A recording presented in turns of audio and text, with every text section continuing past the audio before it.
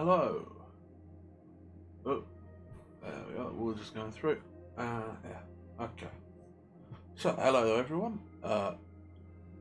Assuming there is anyone there, which I'm being told there isn't, but I know that someone's out there because someone talked to me on the bird thing. So, that's good. What's going on? Okay, so once again, for those of you who don't know me, my name is SkitterSkreetch. You can call me Skitter, and I am a rat trapped in a cursed library compelled to read books by Lamb. Let's go say hello to Lamb. Hello, Lamb. Oh, hello, Lamb. Yeah, that's good to know. Alright, again, anyone who's new, Lamb talks to me via some sort of complex telepathy that cannot be picked up by whatever he is using to send things out. So I am interpreting for Lamp in most situations. But today is a very special day because for those, well, let's go over a little bit. So normally what happens is I'm sent out by Lamp into the remains of this library full of rotten and cursed books to find books. And if you look around, you can see the books what I've found. We got, how many is it now? 1, 2, 3, 4, 5, 6, 7. So as of now, that will make 9 books that we got. 8 of which I've gone out and found myself. We've read 7 of them. But as of yesterday, Lamp has given me a very special book, which I ain't even looked at yet because I wanted it to be a surprise for both of us. Before he gave it to me yesterday, I'd gone out to find another book to read for you, and I found one. So let's have a look at that one quickly. Down here. Now this one is called The Sonnets of Shakespeare. Now I'm not sure exactly what this one's about. I don't know what a sonnet is. I've got like an idea about it. It's one of those things where, so again, for those who don't know, I used to be a normal rat, ate some strange goo, now I can think. I have some sort of notion about sonnets as being like romantical. So I guess this is some sort of romance story about war again, like fighting with spears and stuff. Like that first book we did, which was The Art of War. So that'll be interesting. But the big story event for the day is the book What Lamp Got Us. And I ain't looked at this one yet, so I don't know what it is. So let's go and have a look together. Oh, and here we are. The title is a little small, it's quite a small book. Don'ts for Husbands by Blanche Ebbutt. Huh. That's an odd title. Still, Lamp says it's a good one, so let's give it a go. Again, for anyone who's turned up new, what I generally do is I read through a book up to chapter points, or if it's a short one, just the whole thing, and then we do commentary afterwards. Feel free to say something if you're watching, and if you're not, I suppose you can't, so it doesn't matter, right? Preface. My dear sir, you are neither a bad nor as good a fellow as you imagine yourself to be. No doubt you know a good deal about women, but if you are in the early years of your married life, not nearly as much as you will in another decade. In any case, I hope that, when you have read my little book, you will thank me for having told you many things that otherwise you could have learned only by experience, more or less bitter, according to the discretion exercised by both you and your other half. Women, married or single, are kittle cattle, and as for men, well, I have a husband myself. Blanche Ebbutt. Well, I'm not married, and being a rat, I don't believe that marriage is generally a concept that applies to me, but I guess there's things that could be learned from that. So, Don'ts for Husbands, Chapter 1. General Habits. Don't drop cigarette ash all over the drawing room carpet. Some people would tell you that it improves the colours, but your wife won't care to try that recipe. Don't throw cigar ends into the bowl of water your wife keeps in front of the gas fire. These are not ornamental and she will not be pleased. Don't increase the necessary work of the house by leaving all your things lying about in different places. If you are not tidy by nature, at least be thoughtful for others. Don't sit down to breakfast in your shirt sleeves in hot weather on the ground that only your wife is present. She is a woman like any other woman. The courtesies you give the womankind are her due, and she will appreciate them.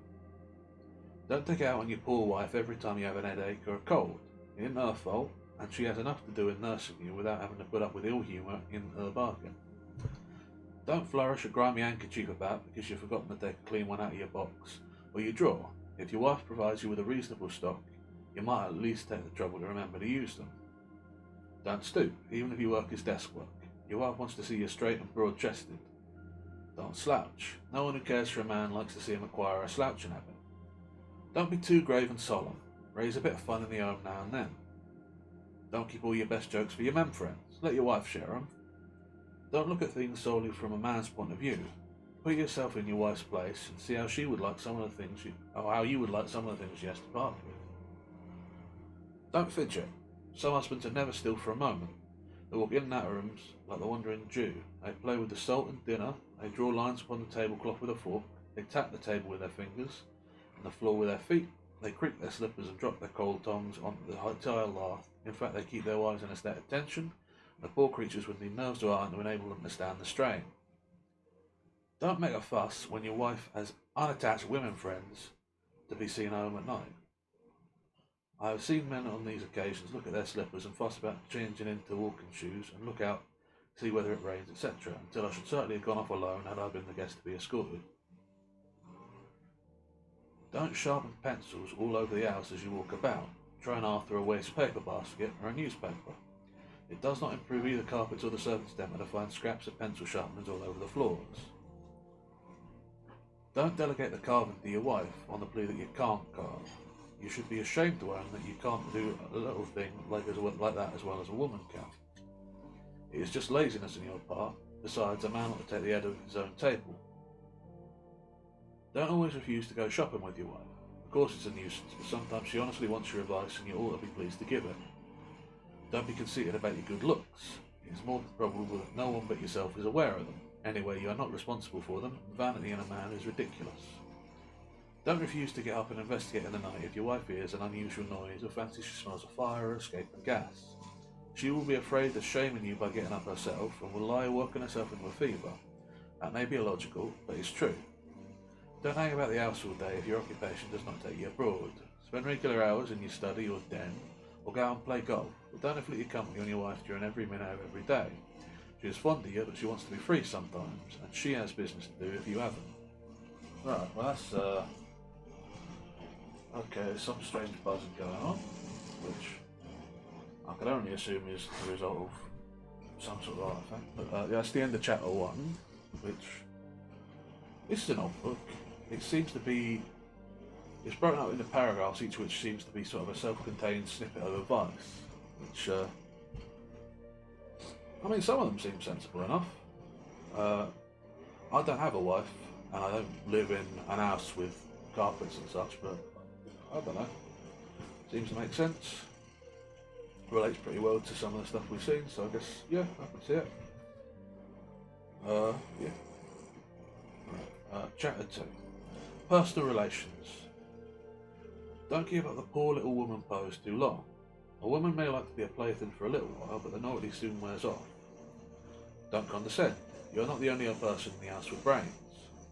Don't be surprised or annoyed or disappointed to find that after training your wife for years as a feather brain that you have made her one, or that after treating your wife for years as a feather brain that you have made her one, and that she fails to rise to the occasion when you need her help. Don't keep her in cotton wool. She isn't wax, she's a woman. Don't try to take all work and worry off her shoulders. You can't attend to the business in your own too. Don't shot her from every wind that blows.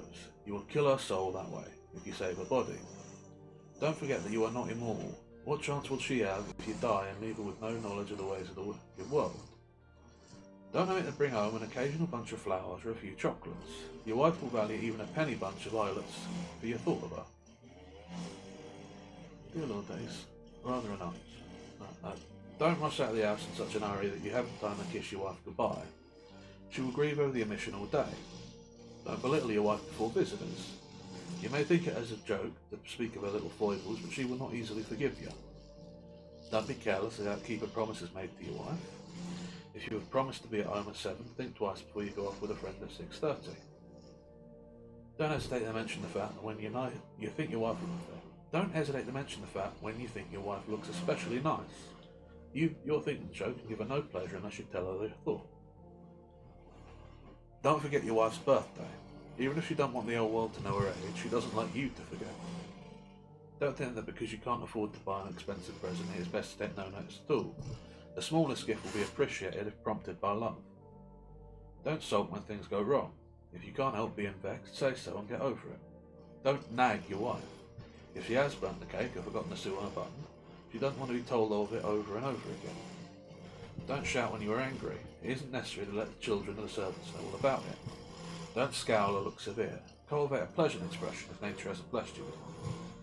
Don't let off steam on your wife or children every time anything goes wrong in the garage or the garden or the fowl house or the dark room. Try to realise that they have nothing to do with it and that it is unfair to make them suffer for it. Don't allow yourself to become selfish. It is so easy because wives are mostly ready to give away. Watch yourself, and if you find that you always tend to appropriate the most comfortable chair or the warmest corner or the most interesting book, just check the habit. Don't quarrel with your wife. She can't if you won't. Mud sticks, and so the words spoken in anger. Don't refuse your wife's overtures when next you meet if you have unfortunately had a bit of a breeze. Remember, it cost her something to make them. And if you weren't a bit of a pig, you would save the embarrassment by making them yourself. Don't ever tell your wife a lie about anything. There should be entire confidence between you.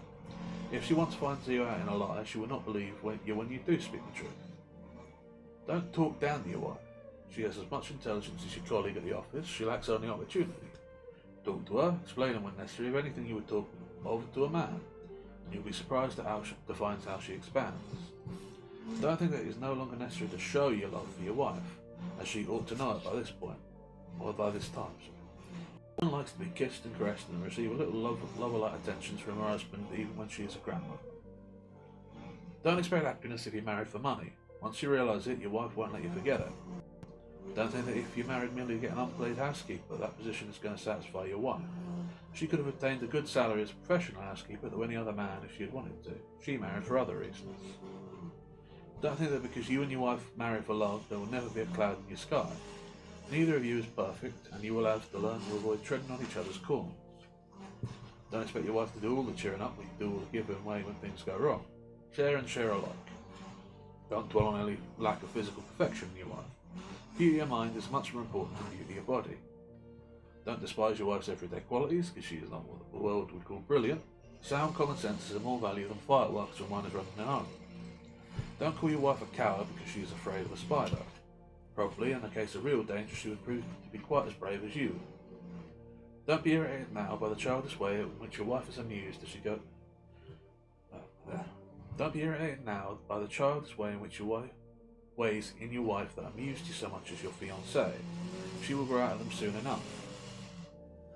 Don't put on too much of the Lord of Creation air, it will only make you look ridiculous. Don't think that because she is a woman, your wife ought to be an angel alike. She is just as much a human being as you are, and no more perfect. Lamp, what is that? That buzzing. It's definitely getting louder. Yeah, that one, Lamp. What do you mean, vibrating knife? No, Lamp, I'm not comforted by the knowledge that there is a knife that is designed to vibrate and swing about wildly in the next room.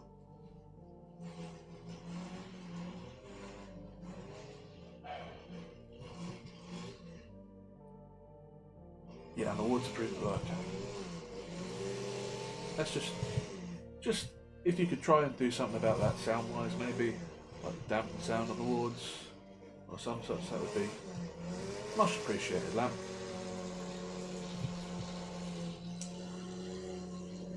Well, you do what you can, and we'll. I guess we'll get back to it. Don't keep your wife outside your business interests.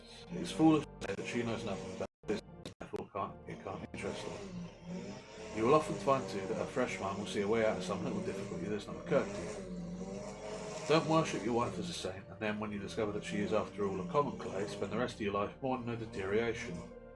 Probably she is what she always was, and it is only that you are looking at her through a different glasses. Don't take the attitude that wives, like children, should be seen and not heard. Know that you are a very clever fellow, and it is an education for her to listen to you, but she may also have some views worth mentioning. Don't expect to understand every detail of the work in your wife's mind. A woman arrives at things by different ways, and it is useless to worry her with why does she think this or that. Don't try to keep bad news from your wife. She will guess that something is wrong and will worry far more than if you tell her straight out. Don't neglect seeing your wife off or meeting her on her return from a journey on the ground that she is so capable that she doesn't need you. Perhaps not, but she'd like to see you all the same. Don't allow the habit of silence at home to grow upon you. Of course, you don't want to keep up a polite conversation with effort. That is not at all what I mean. But some husbands never seem to think it worthwhile to talk to their wives about anything. Although if a friend comes in, they will at once begin an animated conversation. Don't expect your wife to wait on your hand and foot. She is good for other things than affection carry for you. If you don't exact it, it will give her pleasure to wait on you to a reasonable extent.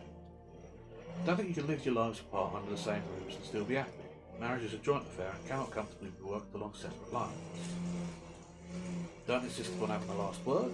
If you know when to drop an argument, you're a wise man. Don't think it is undignified to give way where you and your wife think differently. If it is on a matter of principle, show her why you think as you do, and she will respect your reasons, but you must equally hear her reasons and respect them. Don't try to regulate every detail of your wife's life. Even the wife as an individual must be allowed some scope. Don't expect your wife to hold the same views as yours on every conceivable question. Some men like an echo, it is true, but it becomes very wearisome at times. Don't hesitate to talk politics with your wife. Many men are satisfied to believe that women don't understand politics. Why don't they? Because they never have the chance to crystallise their beliefs by thrashing out questions of public interest in argument with men who have studied them. Encourage your wife to read and talk of political matters. Never mind if she sees things quite differently from you. Let her form her own views and express them. Don't drop, when alone with your wife, the little courtesies that you would offer to other women. For instance, always get up and open a door for her as you would for a lady guest. Don't fall into the habit of regarding your wife merely as the mother of your children. There is no need for her to cease to be your chum because she is a mother. If she finds that you tend to relegate her to a back seat, she will gradually allow the children to absorb her more and more. Don't drop calling her Laura or Kitty and address her as Mama or Mother in season and out of season. She is proud to be a mother, but she wants to be your wife too. Don't try and drive your wife. You'll find it so much easier to lead her. Don't be royal, but a bit of good-natured chaff from your wife.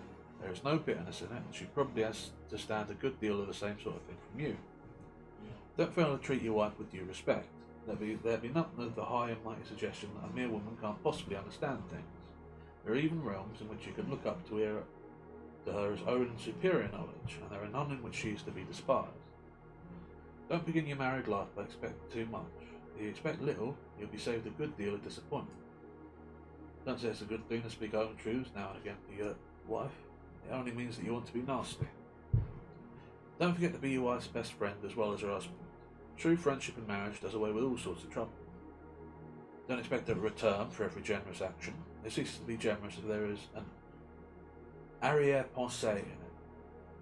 Don't charge your wife in public, whatever you may feel it necessary to do in private. She will not easily forgive you for having witnesses to her discomfiture. Don't be chary of praise, whether it be a new design for a dress, a more becoming style of hairdressing, or affectionate little entree at dinner. Give praise where praise is due. It will not only make your wife happier, but it will even confirm your own good humour. Good humour is always worth cultivating for its own sake. Don't forget that actions speak louder than words. It's no use telling your wife how much you care for her if you do the very thing you know will make her unhappy. Don't flatter your wife. Unless she is very plain, she is sure to see through you, and she will be more hurt than pleased. Praise where you can, but leave flattery alone. Don't assume that it is always your wife who is wrong whenever you have a difference of opinion. After all, you are not infallible. Don't judge your wife's motives. She may do a thing from a motive that would never occur to you and be perfectly justified in her actions. Don't be reserved with your wife. However natural it is to you to be reserved with others, be perfectly open and confiding in all your dealings with her. She will be deeply hurt if she is left to discover for herself something that she had the right to expect you to tell her. Don't let ambition crowd out love. There ought to be room for both in your life, but some men are so busy getting on that they have no time to make love to their wives. Don't neglect to write daily to your wife when you are absent from each other. Even if you can manage only a few lines, it will show her that you are thinking about her. Don't think you can soothe wounded feelings by material gifts. I knew a man who bought his wife a ring or pendant to make it up every time he had been especially horrid to her, but it did not heal the breach. She would gladly have given all her jewellery to feel that her husband loved her too well to hurt her. Don't start arguments about religion unless you and your wife can both discuss the matter quite impersonally. The bitterest quarrels sometimes arise from religious discussions. On the other hand, don't stifle discussion in your own. Let every member of the family contribute his ideas, and there will be none of the stagnation once I'm often meeting rooms with discussion of any and every subject is prohibited. Let every member of the family contribute his ideas. It's an odd thing to say when you're looking at one, whatever. Don't make fun of your wife if she happens to make a little mistake. She's probably very sensitive and will get in the habit of withdrawing into a shell so that you will lose much valuable intercourse that might have been yours. Don't forget that it is the little things that count in married life. Avoid trivial jealousies, trivial selfishness, tiny irritants, small outbursts of temper, short sarcastic comments. You can't say something pleasant, learn to keep silence. And that's the end of chapter 2. I mean, I don't think any of the advice is necessarily bad. Some of it's maybe a little old-fashioned, but a lot of it does seem to boil down to remember that your wife is a person and treat her like such. Oh, good. It seems like the knife has stopped vibrating. That's good. Yeah. This is an odd book. I don't think it's got anything negative in it, really, but what I say that is strange. Sort of a bunch of individual self-contained ideas. But yeah, if you have a wife, be nice to her. Seems a pretty solid bit of advice. Says it in a lot of words. Right, yeah, I don't really have much to say on this. Let's move on along to chapter 3, I suppose. Chapter 3, Jealousy. Don't try to be a sultan. This is the West, and you can't shut your wife away from other men. Don't insult her by trying to. Don't tease your wife about every pretty girl you meet. She may not be jealous to begin with, but after a while she may begin to think that there is something in it. Don't object to a servant on the score of her looks. Your wife will take care not to engage a pretty maid if she suspects you of undue interest in her appearance. Don't object to your wife going out with another man if you can't take her yourself, so long as you know and approve of the man. Don't imagine your wife never wants to see any other man than you. However nice she thinks she is, possible to have too much of a good thing. Don't, if you think your wife sees too much for another man, forbid her to speak to him. You will perhaps only crystallise a wandering fancy by this method. Fill up her time yourself, take her out a good deal, and the too friendly attitude will soon die a natural death, but a woman of spirit won't be coerced. Don't dwell on the beauty of other women if you know your wife to be sensitive on the point. There is no sense in rubbing sores, although some men seem to find a strange pleasure in it. Don't be continually telling your wife what a charming woman Miss Jones is, or how lucky Brown is in having a wife who can cook such dainty dishes. You can't expect her to relish having the good qualities of these otherwise rammed down her throat. Don't throw your mother's perfections at her head, or you needn't be surprised if she suggests that you might as well return to your mother's whip. Remember that your mother was an experienced housekeeper before you were born, and that your wife is only just beginning. Don't be jealous of your wife's girlfriends. If she wants to spend the day with them now and then, spare her with a good grace. Don't let her feel that you are a selfish tyrant. Don't give up all the friends of your bachelorhood. Ask them to your own, and your wife will make them welcome, whether men or women. Don't flirt with other women. Your wife may or may not be jealous, but she will certainly despise you if you do. Don't neglect your wife because your grown-up daughter is such a charming companion. She can be a good chum to you without usurping her mother's place in your affections. Don't raise objections to your wife's work among the poor on the score that charity begins at home. Quite true, but it needn't end there. It is mean of you to be jealous of the time a good woman spends in helping those less fortunate than herself. Don't forget to trust your wife in everything. In money matters, in her relations with other men, in her correspondences. Trust to the utmost, and you will rarely find your trust misplaced. That's the end of chapter 3. I'm not sure why Lamp wanted me to read this. There better not be a lady. If there's a lady rat down here, and this is some sort of preparation, I don't know what to do about that. There being another rat down here. Especially if it's another talking rat. It'd be good to have company, I guess. Lamb. Okay, yeah, so there's not that.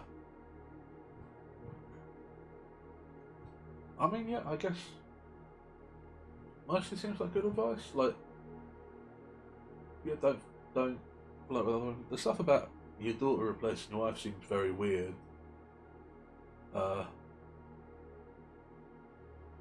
Lamp says this was written when Freud was popular. I don't know who that is, and I don't know what that means.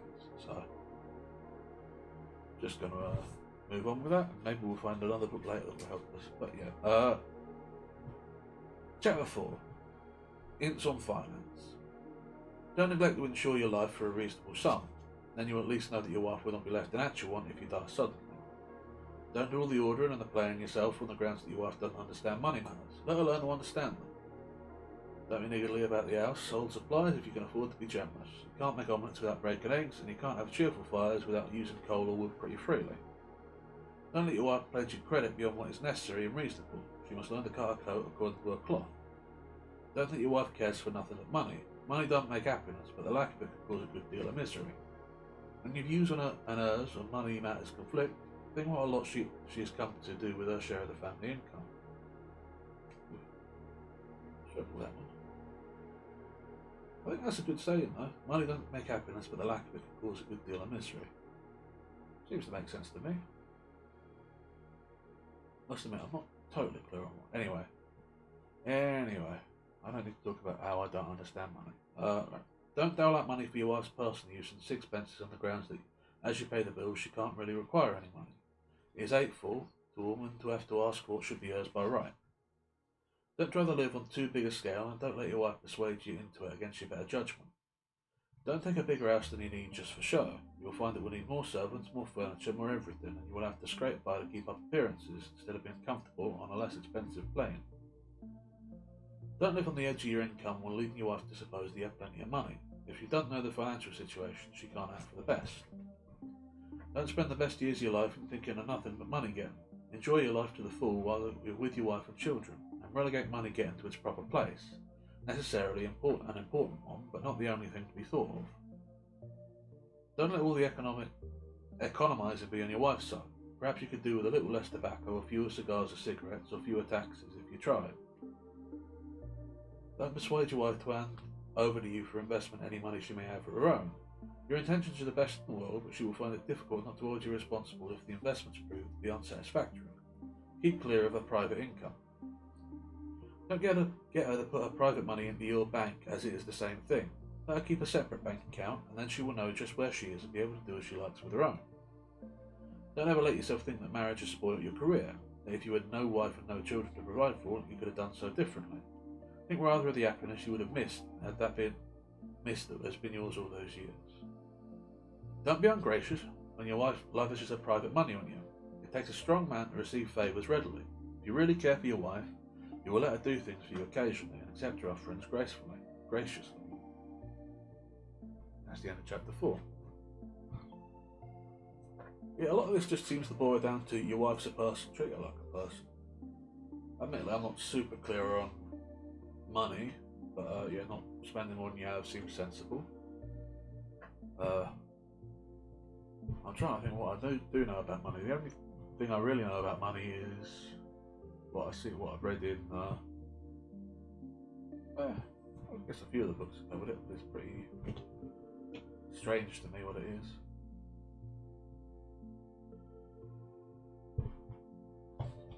But yeah, I mean, don't pretend you have more gold than you got. Seems sensible to me. Ended pretty badly for that fellow in the, marriage. Samantha's story. Well, admittedly, both sides were on there. So, moving on to chapter 5, household matters. Don't interfere with your wife's household management. Nothing upsets servants more than interference in matters of detail from the master of the house. Don't forget to be master in your own house, but see that your wife is mistress. Don't sneer at your wife's cookery or bridge playing or singing, or in fact anything she does. If you do, you may raise an animosity you cannot easily allay. Don't make up your mind to a mother-in-law difficulty. If you take her the right way, you will probably find your mother-in-law not only a charming woman, but one of your best friends. Don't domineer over the servants. Unwilling service is never good, and a calm word or pleasant smile will do wonders in the way of saving your wife from being harassed. Don't run away with the idea that there is nothing to do in an house, and that your wife should therefore never be busy or tired. You work for a few hours at the office and come right away home from it until the next day, but a woman's work is never done until bedtime, and then she lies awake and thinks of something she has left undone. Don't grumble day after day at your wife's untidiness if you happen to be a methodical man. It will be much easier, and will save friction if you quietly put away the things she leaves lying about. Her untidiness may be a constitutional defect, and if so, no amount of grumbling will cure it. Don't argue that no wife needs to be dull at home, because there's always plenty to do. Of course there is. It's just the deadening monotony of it that some natures can't stand. Don't let your wife feel that there isn't a corner of the house she can call her own. If there is only one den, let her have half of it. At least a roll-top desk or a bureau for her special use. Don't be unsympathetic if your wife's worries seem to you to be trivial. You haven't tried to run a house with tasks, servants and ailing children. You don't realise what a strain it is at times, and how molehills become mountains because there are so many of them piled on to each other. You can soon sweep all the trouble away with a little kindly sympathy, or you can make it worse by refusing to see that there is any trouble. Don't think your business worries are so much more important than the others. Don't think your business worries are ever so much more important. The others are her business worries, just as real to you as yours are to you. Don't be persuaded, even if you are unfortunately childless, or if your children are married, to give up your home and live in hotels or boarding houses. All the mechanical conveniences and perfect service won't make up for the loss of your own home. With all its imperfections, it is yours, and you can do with it as you like. Do as you like in it. Don't be afraid of lending a hand in the house during a temporary servant difficulty, or if you keep no servant. It will do you no harm at all to learn to light a fire or clean a pair of boots, and be sure your wife will have to do plenty of things that she is unaccustomed to. Don't let your wife become merely a domestic machine. If she don't want to broaden her horizon, see that you do it for her, but probably she only wants a little encouragement to lift herself out of the everlasting groove. Don't show your worst side at home. You need to be well thought of by your wife and children, even more than by strangers. You spend hours only with outsiders, but spend your life with your family.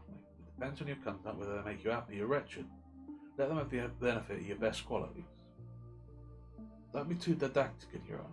Your wife is not to be treated as a schoolgirl to have the law laid down by you. Don't forget that character is more important than genius. If your wife is a true woman, don't worry about the rest.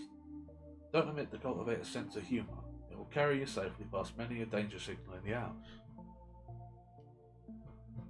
That's the end of chapter 5. Yeah.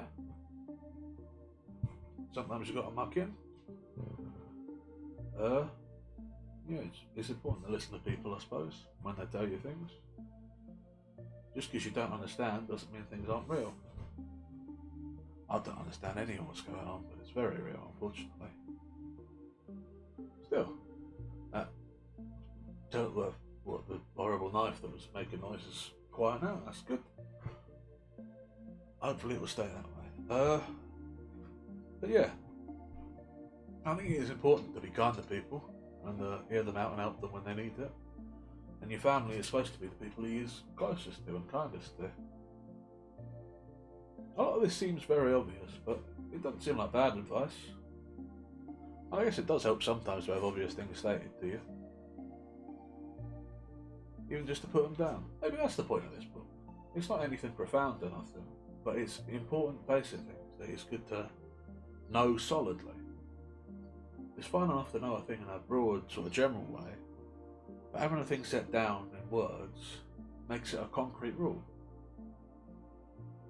In fact, maybe that's what books is supposed to be. That's a very good book in that sense. A book that is simple rules laid down so that you remember them, so that the obvious becomes concrete for those who don't understand, or for when you struggle to remember it. It's interesting. Chapter 6. Recreation and holidays. Don't selfishly refuse to go out in the evening because you have been amongst other people all day. Remember that your wife hasn't, and a change is good for her. Don't grudge an occasional evening at the theatre. If you spring on her as a pleasant surprise, your wife will be all the more delighted. Don't spend night after night at your club, leaving your wife alone to count the hours until you return. Don't say she needed to stay up for you. You know quite well that she can't sleep until you're safe home.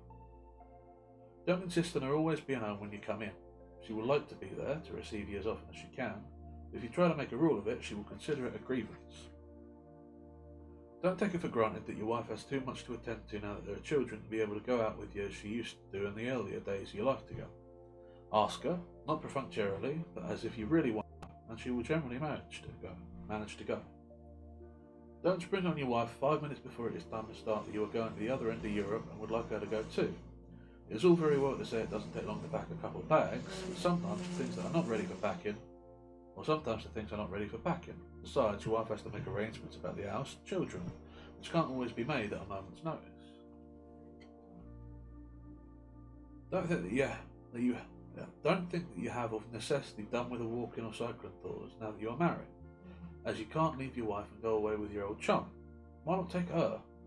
If you will moderate your ardour and be content to walk 15 miles a day instead of 20, and carry a slightly larger knapsack, you never feel the difference. You and your wife can have the most delightful walking tours together. Or if she cycles, and you will think less of the miles you cover than the charming villages you investigate, you will not need a better chum than she can be. Don't refuse to play tennis or croquet or billiards with your wife, because it is not worthwhile to play games with a woman. If she plays badly, show her how to improve. She certainly won't play better by being left out of the game altogether.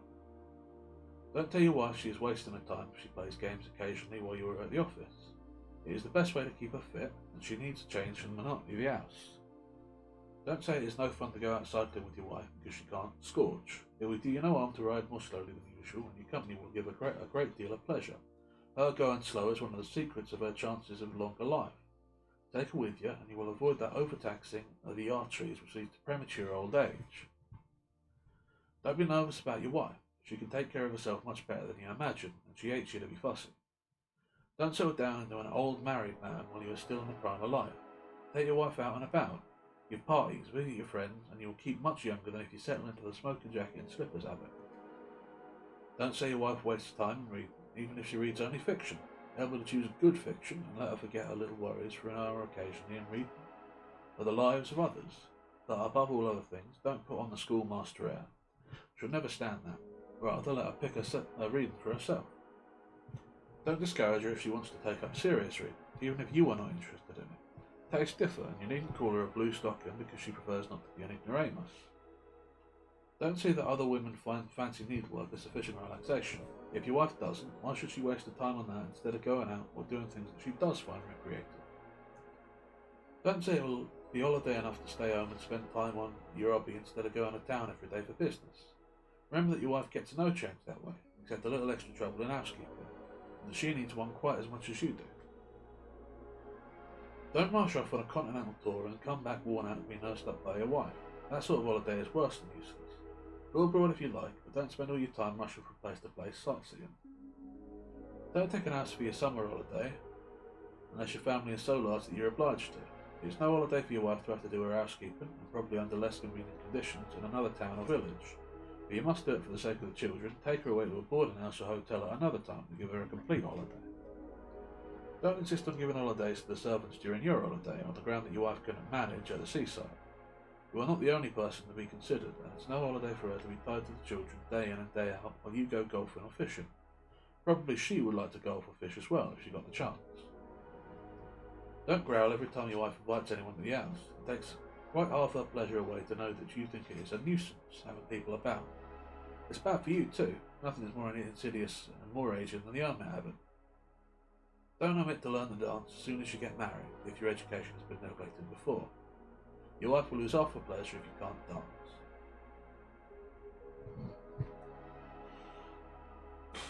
That's the end of chapter 6. Yeah, I mean, a lot of it still boils down to be nice and think of your wife as a person. But the stuff about managing an household is interesting. I've never had servants on account of my being a rat. My lamp servant? I mean, I do things he tells me. I don't like clean or nothing, because I don't. But I did build these shelves. He doesn't pay me in money, but I do get cheese. Huh. Something to think about, I suppose. Yeah, let's go. I can attest that being an hermit and living without people is a very dull existence, even if you do have lovely company, such as Lab. Not mean to dismiss him. But yeah, I talked to someone for the first time on the Bird app the other day, so that was, I mean, it was a big relief. I think it did take 5 years off me, so can be aging. What else? There's a lot of talk about going to the conference. I guess this was written by someone from, I don't think America, I think Britain, because it mentions sixpences, which I think is British money. Oh, sounds like the knife might be vibrating. Well, yeah, vibrating. I don't know what's up with that. Well, that's it. Yeah, I'd love to take an holiday from the vibrating knife place. Somewhere away from all the beasts would be very relaxing. Yeah. Wait a sec. If I go out into the bigger part of the library every day to look for books, and then I can't, does Lamp think of himself as my wife? I say himself. I don't know if Lamp is a man. Lamp is a Lamp. I've been calling him in, because his voice in my head sounds like vaguely masculine, but it's more like a kind of, I don't know, like a greater, like, loud. Does telepathy have voices, or am I just interpreting? Have I been thinking of Lamp the wrong way? I don't think I'm married to him. I don't have a ring. We didn't do a set. I think I'm going wrong here. I'm just going to decide that this is not the case, for the sake of my own mental well-being. I don't know why I'm saying this like Lamp can't hear me. Lamp is here and listening. If Lamp had an interjection here, Lamp could interject, and Lamp is remaining remarkably silent, which is upsetting and scary. So, moving right along, Chapter 7, Elf. Don't be impatient if your wife has an headache or neuralgia or other ailment. Just because your elf is perfect, you need not be unsympathetic. But on the other hand, don't pet your wife when her little finger aches until she imagines herself a martyr to a elf, and there is really nothing the matter with her. Don't encourage her to be hysterical. You need not be unkind, but you can firmly refuse to pity her. Don't let your wife become deadly ill before you insist on her seeing a doctor. Some would imagine that they are ill, but others never mention it until they are at the last gasp, and their husbands should keep their eyes open. Don't stubbornly refuse to put on your overcoat on a threatening morning, and then, when after getting wet through on your way to your station again, and sitting in your wet clothes you develop a bad cold, take it out on your wife by being crotchety and irritable. Don't insist on your cold dip when you don't feel fit, and then go about all day feeling shivery and miserable.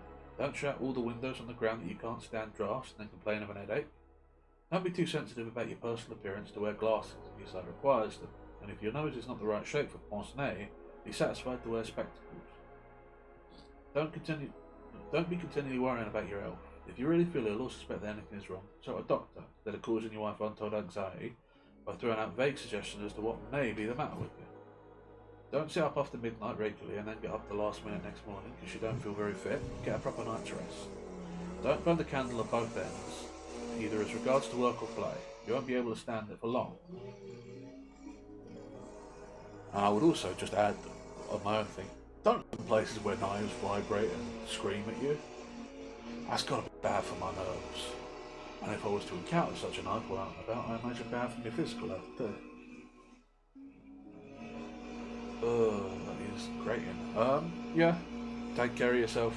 Take care of your wife. Don't be dismissive, but don't be overindulgent. Like, very basic, makes sense. Chapter 8, dress.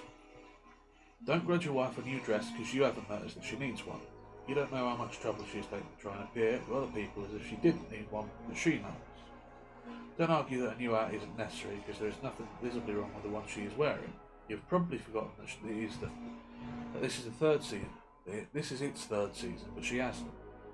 Don't forget to buy your wife a pair of gloves occasionally. She will always be pleased to have them. Don't insist on wearing your hair or your moustache in a style you know she hates. Just try it another way to please her. Don't persist in wearing that very disreputable coat when some rather starchy people are coming to tea. If you're wearing it makes your wife feel uncomfortable, it won't do you any harm to change it, even if you do think it a bore. Don't growl when your wife asks you to fasten the dress at the back. You know you consider it a very becoming dress, and it would be spoilt by fastening in front.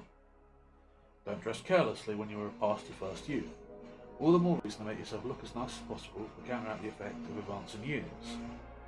Don't be so absent-minded as to dress yourself anyhow. Perhaps in the rush to get you off in time for your train, your wife may not notice that you're wearing on socks, but she will be very uncomfortably conscious of it when she sees you again in the evening and wonders how many people have happened to observe it during the day. She does her best, but you can't expect her to actually dress you. Don't refuse to listen to your wife's suggestion on matters of dress. Sometimes women know what suits men better than the men themselves. Don't try to dress your wife in the fashions of 10 years ago. Some men can never like anything newer than that, but a woman does not want to look as if she came out of the ark. Don't. If your wife is obviously cut out for a one-piece collarless dress and a floppy hat, persuade her to wear a neat black coat and skirt, Highland collars and a sailor hat to please your ideas of decorum. If you don't want to dress like a nursery governess, don't take so little interest in your wife's dress that she might as well wear a piece of old sacking as far as you are concerned. It's very discouraging to a woman to find that her husband neither knows nor cares how she dresses. I mean, I don't wear clothes, I'm a rat. Yeah. I mean, nothing really sticks out of it. I don't know how many seasons a hat lasts, but I guess if three seasons is probably a lot of weather for an hat. That's like 9 months. How much rain does it rain in 9 months, I guess? Probably a lot. Although it's talking about age, is it seasons because of how old it is? Or is it how much abuse is taken? I don't know. I do like the idea of a disreputable coat. Now, I don't know what is meant by that precisely. I'm imagining sort of a coat that is old and battered. I like the idea of a piece of clothing that is disreputable. Ah yes, this is my skullduggery coat. I wear it when I'm doing things that I should not be doing. Admittedly, I think if you had such a piece of clothing, you could never wear it when you were doing something disreputable because you'd immediately be caught. But I like the idea of it. If I ever get clothes, which I don't know why I would, being that I'm a rat, but if I ever get a tiny little piece of rat clothing, I hope that it is very disreputable. Right, I don't think there's any more to say, so let's move on. I'm going to take a quick drink.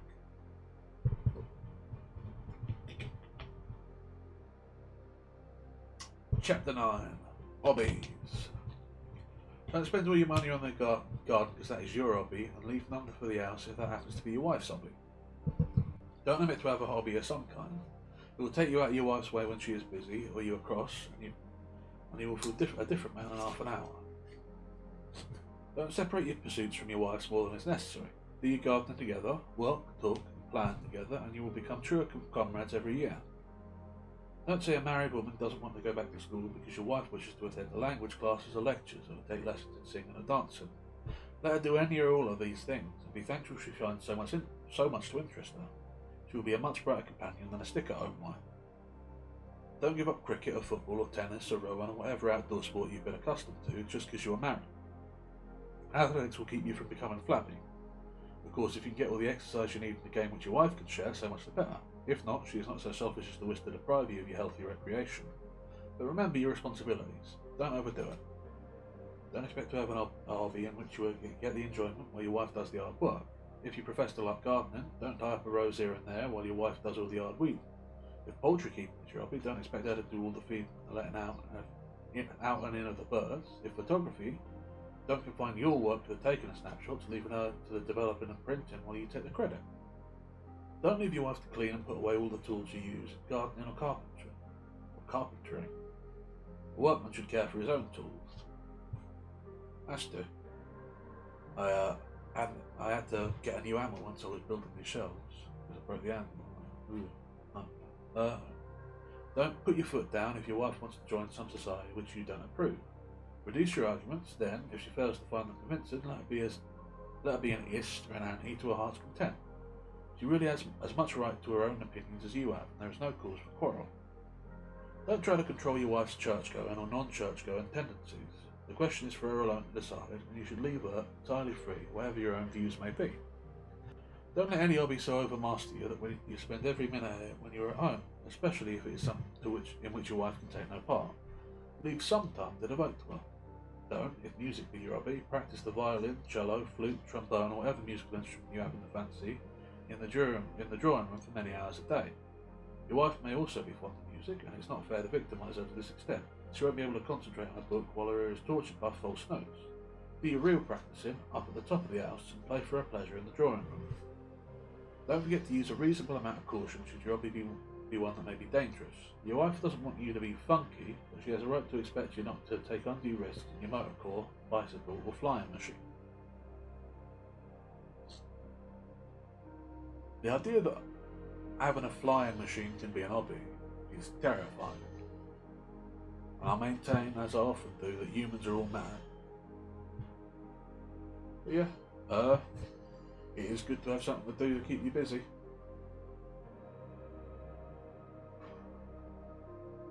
Is my hobby reading? I guess I'm compelled to do it, so technically it's work. But I don't really have anything else I do. I should find an hobby. I don't know what hobby I could have down here. Maybe I should think on it. Anyway, that's the end of chapter 9. This is why I'm doing my little commentary, I should say. I've sort of done my little commentary now, so I guess I'll just move on to chapter 10. Food. Don't keep up a continual grumble at meal times until you work against the things she can never please you. She will leave off trying after a while, and your last state will be worse than your first. Don't be too exacting about your food. If you can't afford an accomplished cook, don't demand elaborate dishes. If you do, it will mean either that your wife will spend most of her time on them and sit down tired, and perhaps cross, or the cook will spoil them and in either case there is likely to be discord. Don't come in at any odd time and expect to find your dinner done to a turn. If it was ready at the time you said you were coming, it can't be quite as nice an hour or two later. Your home is neither a club nor an hotel. Don't get up too late to eat a decent breakfast before starting out for your day's work. It's bad for you to go without, and it will worry your wife. Don't insist on eating indigestible things because you like them, and then blame your wife's cookery when your liver makes itself felt. Don't let your wife feel that your dinner is the be-all and end-all of your existence. Enjoy your food by all means, but don't make a fetish of it. Don't refuse to eat cold meat at luncheon once in a way if you were hungry to that meal. Unless you keep a large staff with domestics, or your small staff or your wife is very much overworked and rushed, you can't always have an hot meal both midday and in the evening. Don't insist on having gorgonzola or other strong-smelling cheese on the table or the sideboard twice a day when you know the odour makes your wife feel ill. After all, it is a small thing to forego in comparison with your wife's comfort. Don't begin to talk of anything unpleasant while at the table. Finish your meal first and try to banish all worrying thoughts during its progress. Otherwise, not only your meal, but your wife's will be badly digested. I cannot remember the last time I ate anything that was not cheese conjured by lamb. Recently, when we were in that emergency with the bad wards, I was eating cheese out of a tin that was slightly different, and it was a gustatory experience on account of being slightly different than the other cheese. I think I'm going mad down here, but no point dwelling on it. Let's move right along. That was the end of chapter 10. Getting bad at this. Chapter 11. Children. Don't say anything to your children that may tend in any way to lower their estimation of their mother. Don't let your wife devote herself so exclusively to the children. You are left out in the cold. She don't put you there on purpose, but you must show her that you are still a husband and lover and expect to be treated as such. Don't think it is a nuisance when your boys or girls want you to open their studies. Give it to them pleasantly if you are able to do so at all. If not, say so. Don't always say ask your mother when you don't want to be bothered. It is conceivable that she doesn't either. Don't say that is not my line when your wife asks your advice about the children. It ought to be in your line, so that is not in my line. Don't say always that you are too tired to play with your children. They want to feel that they have a father as well as a mother. Don't forget to set an example to your children of being thoughtful for their mother. They will soon learn to save her in all sorts of little ways if they see that you always do it. Don't be unreasonable in your demands on your wife's time during the child-rearing years. If you join her in the hours with the children, you will find added joy in your life, and will not miss her exclusive attentions to you. Don't leave to your wife everything in connection with the education and the upbringing of the children. Discuss all points of difficulty with her, and come to an agreement as to the best way to act under given circumstances. Don't let your children fear you. Love, not fear, is the key to their characters. Don't be a wet blanket. In many households, all of the light-hearted laughter and chatter ceases automatically as soon as father's step is heard. It might have been turned off at the tap so sudden as the sun. This is all wrong. Your children should feel that you delight in their pleasure. Don't stick too closely to the old adage that children should be seen and not heard. Of course, you must guard against their making a nuisance of themselves, especially before visitors. They must learn not to come into the limelight too much, but you don't want to stifle self-expression. Encourage them to speak freely of their ideas. And yeah, I think that's the end of the chapter and the end of the book. Yeah, advice still boils down to treat your children like people, but that's not a bad thing. What else?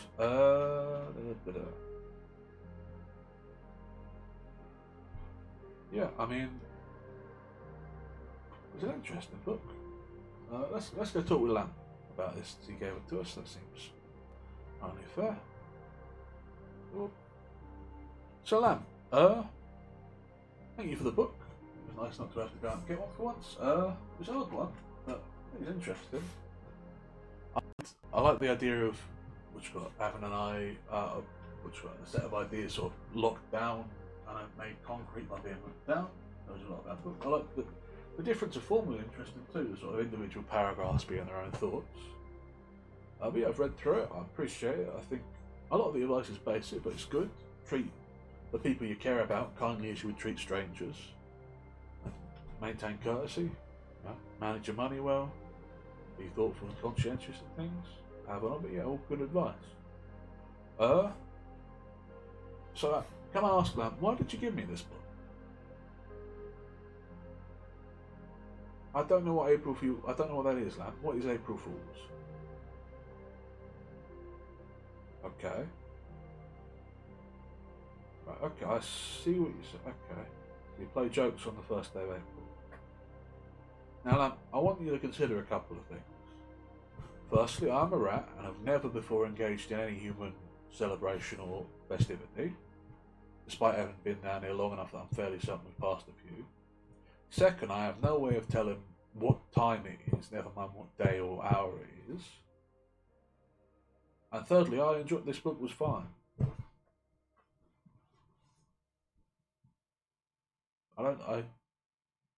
Oh, you were the one setting the knife off. That was you as well. Okay.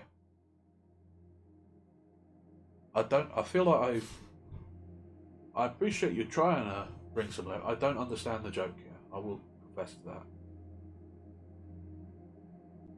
I enjoyed the book, so I'm not mad. I don't understand. Okay. Well, thank you for your April Fool's joke, Lamp. Yeah,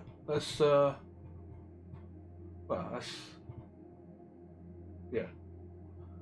Still, I read the book, it was fine. I'll be honest, I'm just a little confused, but fair enough. That were odd. I still don't know that anyone is watching this. If they are, you haven't said anything. But do you guys know what April Fool's is? Because I have no clue. Sort of took me by surprise there. Well, anyway, that's just that. We've been going for a little while, but I'm still feeling pretty good. I mean, I've got the other book, which I think it's a bit longer than the one we've been doing.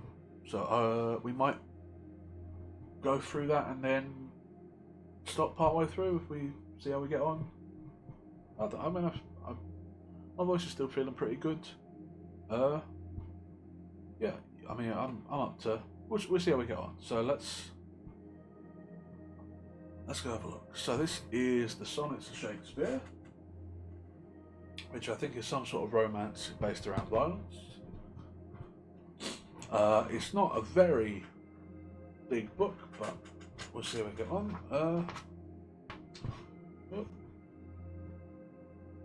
There's a picture in the front of a man whose eyes have been. They seem white, like he's blind, but I'm not sure if that's deliberate or just a bit. And then they're surrounded by a bunch of scenes from stuff. Yeah. Here we are. Sonnets. Chapter 1? Is that chapter? Let's lay that a bit on. From fairest creature we desire increase, that thereby beauty's rose might never die. But as the riper should by time the riper should by time decrease, his tender air might bear his memory. For thou contracted to thine own bright eyes, feed starlight flame with self-substantial fuel, making a famine where abundance lies, thyself thy foe, to thy sweet self too cruel. Thou art that now, the world's fresh ornament, and only herald to the gaudy spring. Within thine own bud buryest thy content, and tender child make waste and niggardly. Pity the world, or else this glutton be, to eat the world's due by the grave and thee. And there's immediately a 2. I don't think that was a chapter. That's short to be a chapter. I guess maybe it's just a short chapter. I think I'm going to do very quick commentary on these. But yeah, beauty is fleeting, I guess. Let's try a couple of these and we'll see what we got. So, 2. The 40 winters shall besiege thy brow, and dig deep trenches in thy beauty's field. Thy youth's proud livery, so gazed on now, will be a tattered weed, a small worth out. And being asked where all thy beauty lies, where all the treasure of the lusty days, to say with thine own deep sunken eyes, where all annual eaten shame and thriftless praise. How much more praise deserved thy beauty's use, if thou could answer this fair child of mine, shall sum my count and make my old excuse, proving his beauty by succession nigh. This word of being new made when thou art old, and see thy blood warm when thou feelest cold.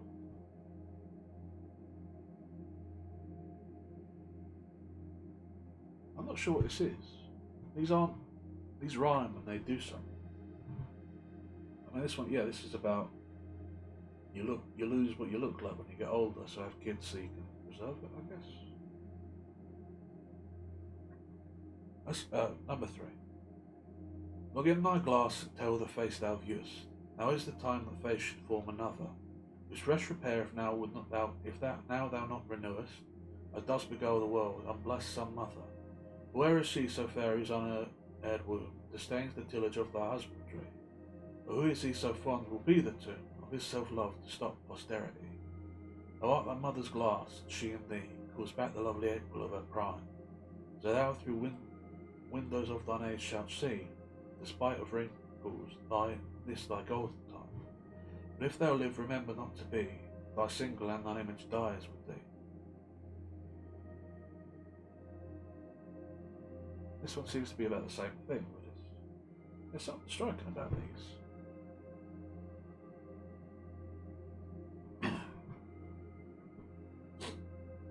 Unthrifty loveliness, why dost thou spend upon thyself thy beauty's legacy? Nature's bequest give nothing but doth lend, and being frank she lends to those are free. And beauteous niggard, why dost thou abuse the bounties largest given thee to give? Profitless usurer, why dost thou use so great a sum of sums, yet canst not live? For having traffic with thyself alone, now of thyself thy sweet self dost deceive. And now when nature calls thee to be gone, what acceptable order canst thou leave? Thy unused beauty must be tuned with thee, which used lives the executor to be.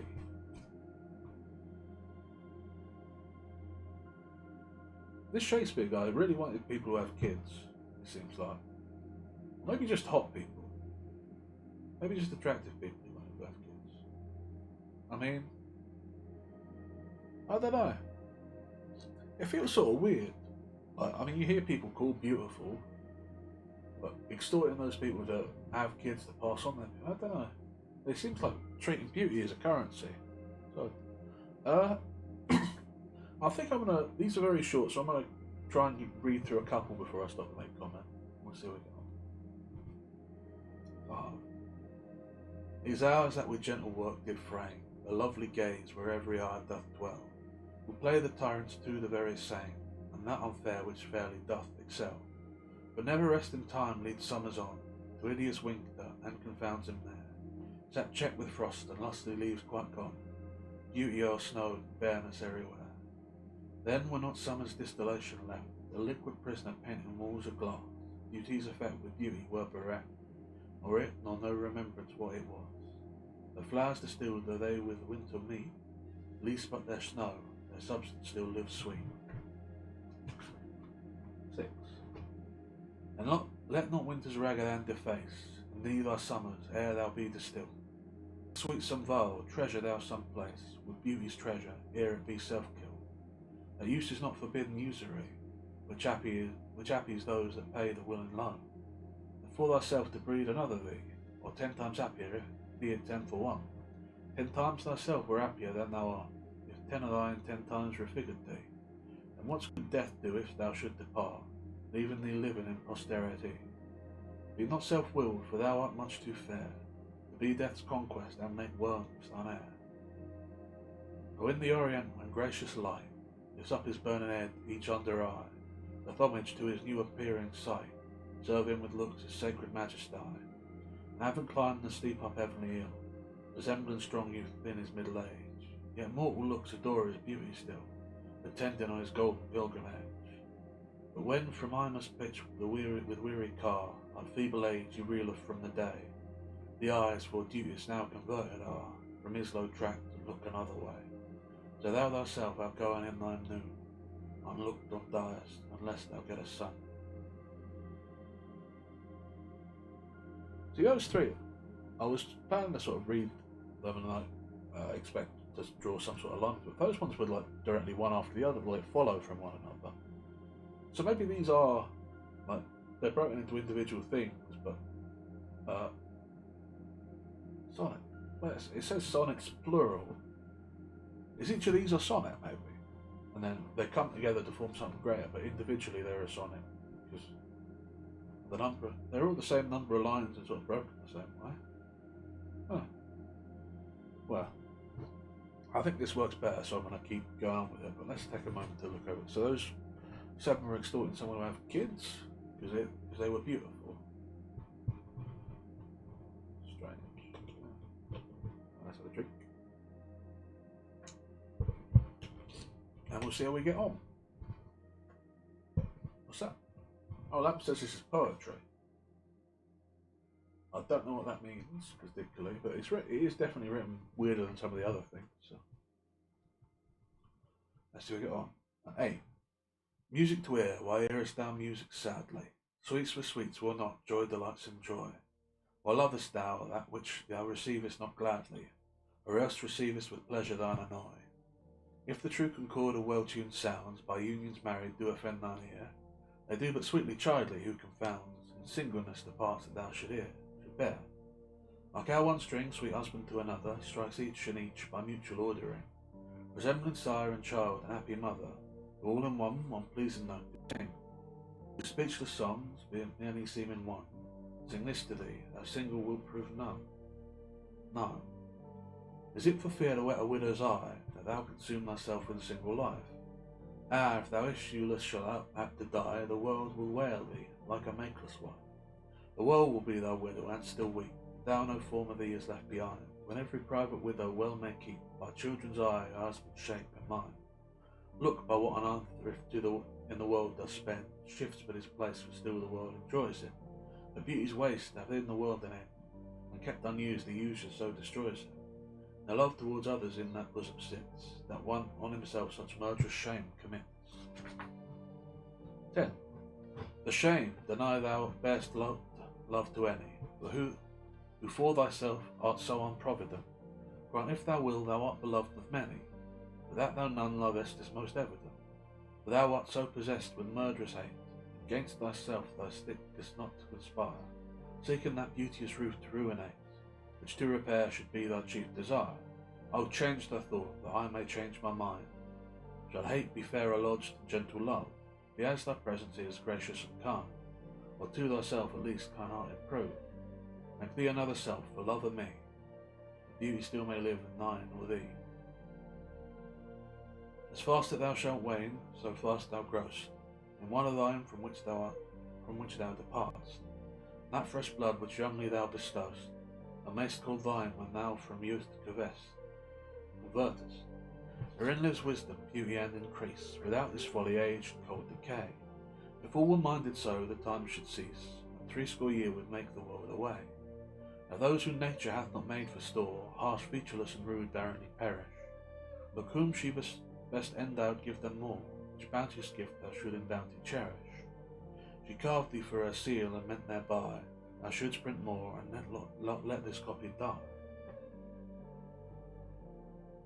When I do count the clock that tells the time, and see the brave day sunk in each's night, when I behold the violet past prime, and sable curls all silvered o'er with white, and lofty trees I see barren of leaves, and just from heat did canopy the earth, and suns green all girded up in sheaves, when on the bear with white bristly beard, and of thy beauty I do question make, that thou among the waste of time must go, since sweets and beauties do themselves forsake, and die as fast as they see others grow, and nothing against time's scythe can make defence, save breathe to brave him when he takes the ends.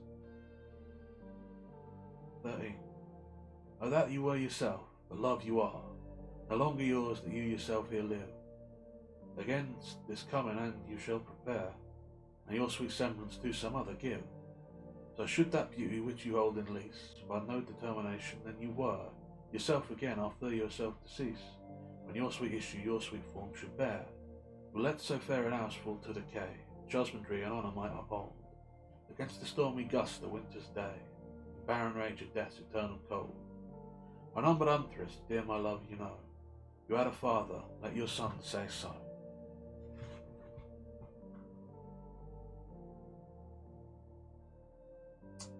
That is odd. It feels very strange to be reading this. I think people are weird about sex, and like kids and all that stuff. I don't know if I am now. I never used to be, but then I was a rat before. And since I've been sort of thinking thing, I haven't been with other rats. I've been down in this first library, so I don't know. It seems very strange to be extorting someone else to have kids because you think they're so beautiful. Strange, but I guess not wrong necessarily. Like, it's right to preserve beautiful things, isn't it? You know? I mean, like, you keep art, and these books are preserved because they're supposed to be good or beautiful. And if you were thinking in terms of things like a flower or a plant that were beautiful, it wouldn't be weird to plant more of them. It just seems strange when it's people. I guess part of it is that the way he describes the beauty of this person he's extorting to have kids, it's not a beauty like of a beautiful soul or a beautiful mind. He's not asking him to impart his wisdom or character, he just thinks he's pretty. And there's a picture in here of this man, again.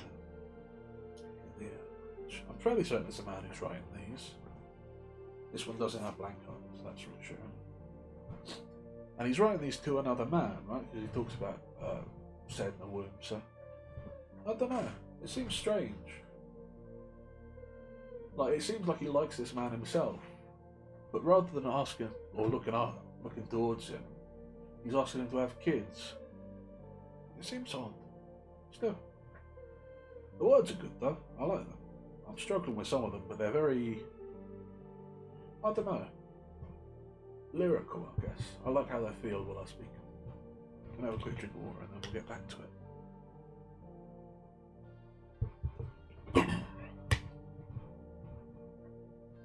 14. From the stars do I my judgment pluck, and yet methinks I have astronomy, but not to tell of good or evil luck, of plagues or dearths or seasons' quality. Nor can I fortune 2 brief minutes tell, what into each is thunder, rain, and wind, or say with princes if it shall go well. I oft predict that I in heaven find. But from thine eyes my knowledge I descry, constant stars in them I read such art, as truth and beauty shall together thrive, if from thyself the store thou wouldst convert. For else of thee this I prognosticate, thy end is truth and beauty's doom and day. 15. When I consider everything that grows, holds imperfection but a little moment, this each stage presenteth naught but shows, whereon the stars in secret influence comment. When I perceive that men as plants increase, cheered and checked even by the self-same sky, born in their youthful sap the heights decrease, and where their brides stay out on memory. And the conceit of this inconstant stay sets you most rich in youth before my sight. A wasteful time debateth with decay, change your day of youth to solid night. And all in war with time for love of you, he takes from you, I engraft you new. 16. But wherefore do not you a mightier way, make war upon this bloody tyrant time? Fortify yourself in your decay, with means more blessed than my barren rhyme. Now stand you on the top of happy hours, in many maiden gardens yet unset. The virtue's wish would bear your living flowers, much liker than your pain and counterfeit. So should the lines of life that life repair, which this time's pencil or my pupil pen, neither in inward worth nor outward fair, can make you live yourself in eyes of men. To give away yourself keeps yourself still, and you must live, drawn by your own sweet skill. 17. Who will believe my verse in time to come, if it were filled with your most high deserts? Though yet heaven knows it is but as tomb, which hides your life and shows not half your part. If I could write the beauty of your eye, then in fresh numbers number all your graces, the age to come would say this poet lies, and gently touches ne'er touched earthly faces. So should my papers, yellowed with their age, be scorned like old men of less truth than tongue, and your true rights be termed a poet's rage, and stretched at metre of an antique song. But were some child of yours alive that time, you should live twice in it and in my rhyme.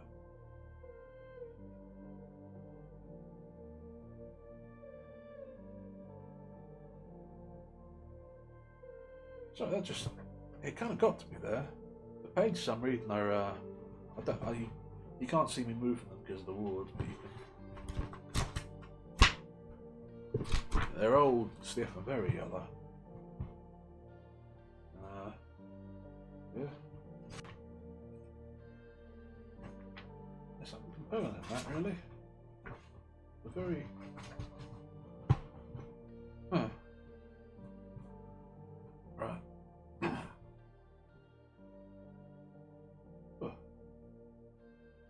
It's a strange thing, really. Because the words he's saying, I think if someone was to say them to me, it would be very annoying, but they're also very compelling. His point is strange, but the way he says it, the words he uses, make it very compelling. 18. Shall I compare thee to a summer's day? Thou art more lovely and more temperate. Rough winds do shake the darling buds of May, and summer's leaf hath all too short a day. Sometime too hot the eye of heaven shines, and often is his gold complexion dim, and every fair from fair sometimes declines, by chance or nature's changing course untrimmed. But thy eternal summer shall not fade, nor lose possession of that fair thou owest, nor shall death brag thou wanderest in his shade, when in eternal lines the time thou growest. So long as men can breathe or eyes can see, so long lives this, and this gives life to thee. 19. Devouring time, blunt now the lion's paws, and make the earth devour her own sweet brood. Pluck the keen teeth from the fierce tiger's jaw, and burn the long-lived phoenix in her blood. Make glad and sorry seasons as thou fleest, and do whate'er thou wilt, swift-footed time. Do the wide world and all her fading sweets, but I forbid thee one most heinous crime. O carve not with thou hours my love's fair brow, nor draw no lines there with thy antique pen. Him in thy course untaken do allow, the beauty's patterns do succeed in men. Yet do thy worst, old time, despite thy wrong, my love shall in my verses e'er live young. 20. A woman's face with nature's own hand painted, hast thou, the master mistress of my passion. A woman's gentle heart, but not acquainted with shifting chains, as is false woman's fashion. And I more bright than theirs, less false in rolling, glide, gilding the objects whereupon it gazeth. A man in you all hues in his controlling, which steals men's eyes and women's souls amazeth. And for a woman wert thou first created, till nature as she wrought thee fell a doting. And by addition me of thee defeated, by adding one thing to my purpose nothing. But since she pricked thee out for woman's pleasure, mine be thy love, and thy love's use their treasure. 21.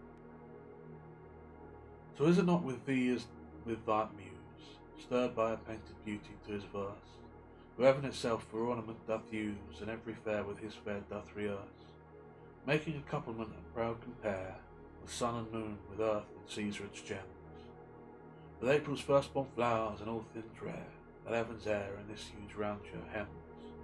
O let me, true in love, but truly right, and then believe me, my love is as fair as any mother's child, though not so bright as those gold candles fixed in heaven's air. Now them say more that like of Ursula say well, I will not praise that purpose not to sell. 22. My glass shall not persuade me I am old, so long as youth and now are of one day. But when in these time furrows I be old, then look I death my days should expedite.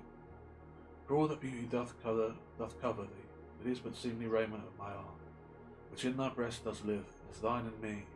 How can I then be elder than thou art? O therefore, love, be of thyself so wary, as I not for myself before thee will. Therein thy art, which I will keep so chary, as tender nurse a babe from fair and ill. Presume not on thy art when mine is slain. They gavest me thine, not to give back again. 23. As an unperfect actor on the stage, who with his fear is put beside his part, or some fierce thing replete with too much rage, his strength's abundance weakens his own art. So I, for fear of trust, forget to say the perfect ceremony of love's rite, and in mine own love's strengths to seem to decay, I charge with burdens of my own love's might. Oh, let my books be then the eloquence and dumb presages of my speaking breast, who plead for love and look for recompense, more than that tongue, and more have more expressed.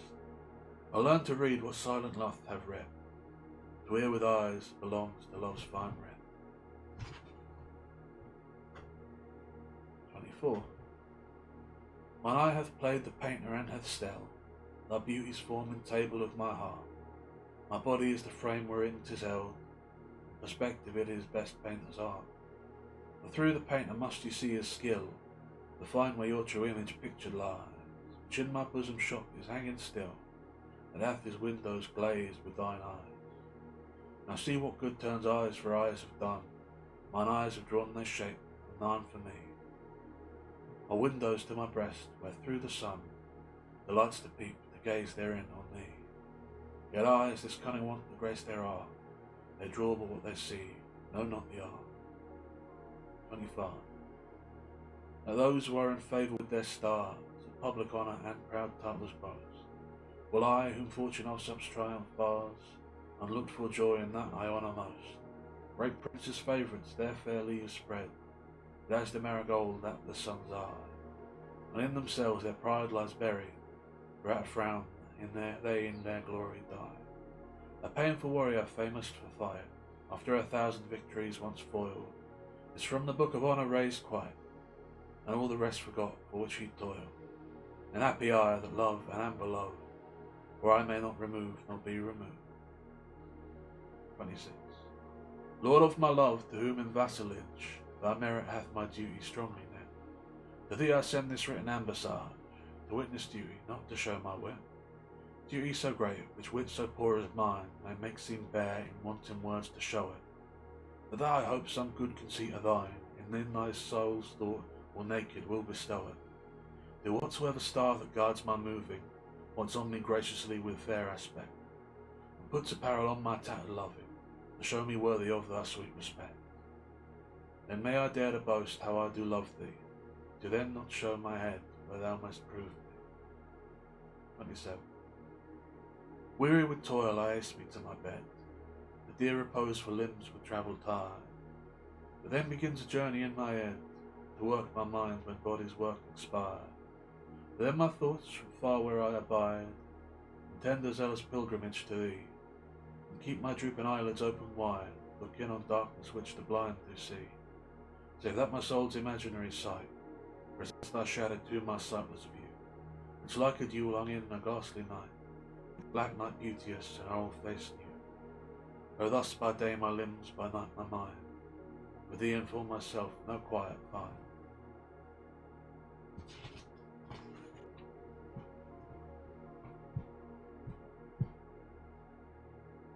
I've never been more sure in my life that someone loves someone than I am about this Shakespeare fellow and this person he's writing to. Well, it's very strange to me that he's going on about him having kids with some woman. So it'd be mad to me if they weren't sleeping together. I don't know. Maybe they were. Maybe that's part of it. You want to have kids with someone who you can't have them with, and cherish their line, their descent after your own, over your own.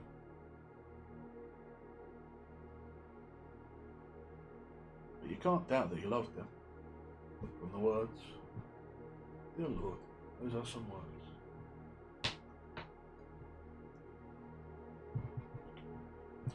Some of the rhymes are a bit off, but but then the language is very old-fashioned, so maybe it's just my pronunciation is off, and I'm struggling a bit with that. But they are compelling. There is something to these. I can see why Lamp says this is a good one.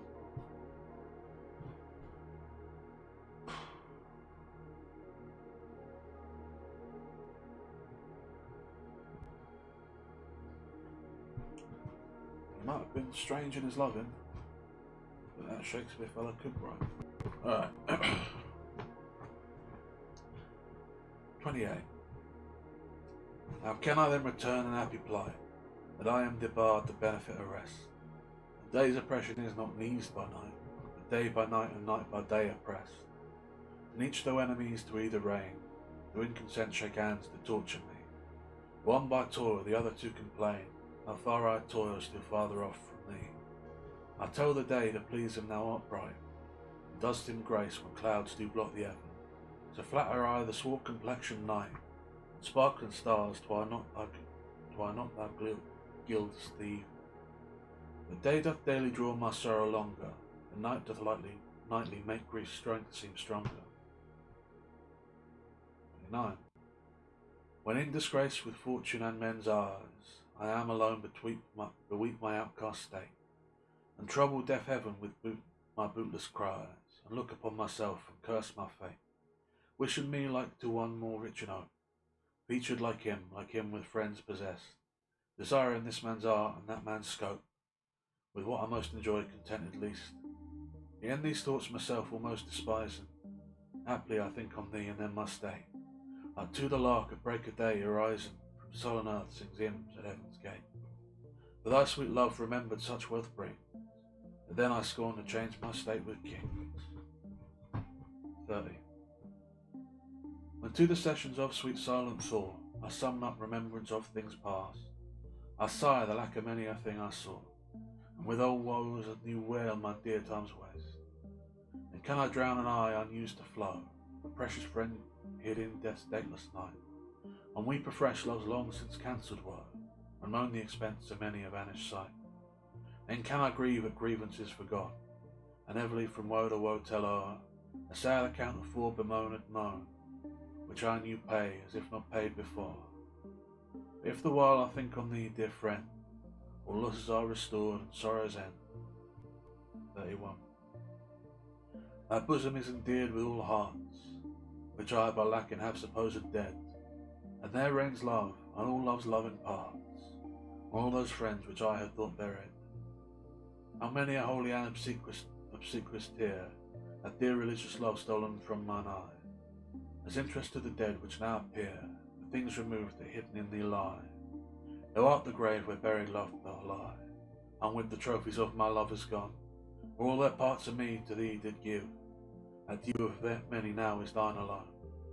Their images I loved, I view in thee, and now all they hast all the all of me.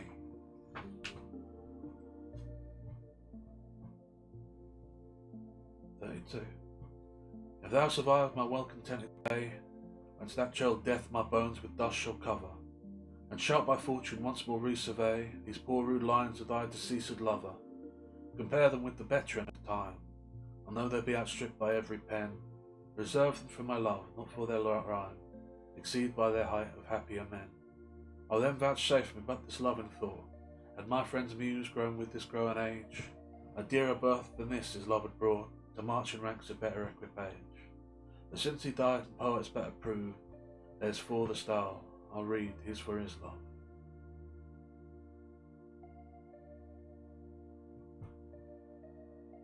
So this fellow was his lover. That's good.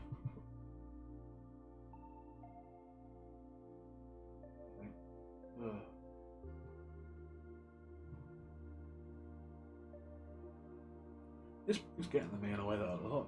None of the others really are. I mean, I guess some of them are, but it's really getting to me quickly. 33. Full many a glorious morning I have seen, flatter their mountain tops with sovereign eye, kiss them with golden face the meadows green, building pale streams with heavenly alchemy. Anon permit the basest clouds to rise, with ugly rack on his celestial face, and from the fallen world his visage hide, stealing unseen the west with this disgrace. Even so my sun one early morn did shine, with all triumphant splendour on my brow. But out, alack, he was but 1 hour mine, the regent cloud hath masked him from me now. Yet for this my love no wit disdaineth, sons of the world may stain when heaven's sun staineth. 34. Why didst thou promise such a beauteous day, and make me travel forth without my cloak? To let base clouds o'ertake me in my way, hide in thy bravery in their rotten smoke. 'Tis not enough that through the cloud thou break, to dry the rain on my storm-beaten face.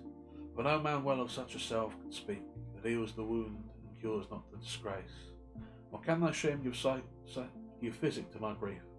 Though thou repent, yet I have still the loss. The offender's sorrows lends but weak relief to him that bears the strong offence's cross. Ah, but those tears are pearl which thy love sheds, and they are rich and ransom all ill deeds.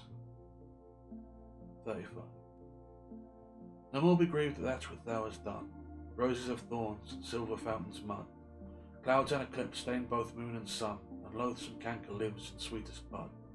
All men make faults, and even I in this, authorizing thy trespass with compare, myself corrupting, salving thy amiss, excusing thy sins more than thy sins are.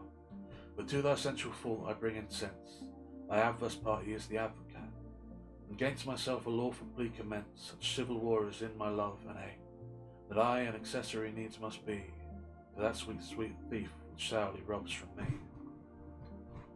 36. Let me confess that we two must be twain, although our undivided loves are one, so show those blots that do with me remain, without thy help by me be born alone. In our two loves there is but one respect, though in our lives a separable spite, which though it alter not love's sole effect, yet doth steal sweet hours from love's delight. I may not evermore acknowledge thee, lest my bewailed guilt should do thee shame. And thou with public kindness honour me, unless thou take that honour from thy name. But do not so, I love thee in such sort, as thou being mine, mine is thy good report. They break up?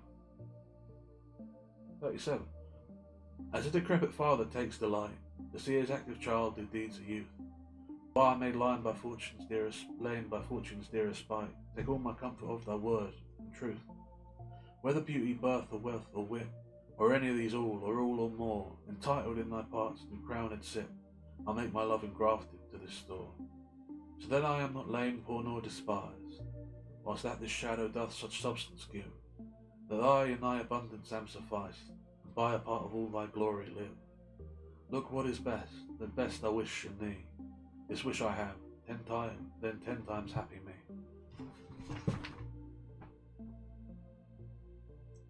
38. How can my muse want subject to invent, while thou dost breathe, that pour'st into my verse, thine own sweet argument too excellent, for every vulgar paper to rehearse? O give thyself the thanks, if aught in me, by thee prove will stand against thy sight. For who's so dumb that cannot write to thee, when thou thyself dost give invention light? Be thou the 10th muse 10 times more in worth, than those old 9 which rhymers invocate, and he that calls on thee let him bring forth eternal numbers to outlive long date.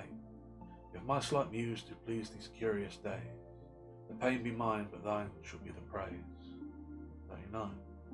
By thy worth with manners may I sing, when thou art all the better part of me. What can mine own prize to mine own self bring? And what is but mine when out mine own when I praise thee? Even for this let us divided live, and our dear love lose name a single one, that by this separation I may give that due to thee which thou deservest alone. O absence, what torments would thou provide, were it not thy sour leisure gave sweet leave, to entertain the time with thoughts of love, which time and thoughts so sweetly does deceive, and that thou teachest how to make one twain, by praising him here who doth hence remain. 40. Take all my loves, my love, ye take them all. What hast thou then more than thou hast before? No love, my love, that thou mayst true love call. All mine was thine before thou hadst this more. And if for my love thou my loves receivest, I cannot blame thee for my love thou usest, but yet be blamed if thou thyself deceivest, thy wilful taste of what thyself refusest. I do forgive thy robbery, gentle thief, although thou steal thee all my poverty, and yet love knows it is a greater grief to bear love's wrong and hate knows injury. malicious grace, in whom all ill well shows. Kill me with spites, yet we must not be foes. 41. Those petty wrongs that liberty commits, when I am sometimes absent from thy art, thy beauty and thy years full well befits, but still temptation follows where thou art. Gentle thou art, and therefore to be won, beauteous thou art, therefore to be assailed.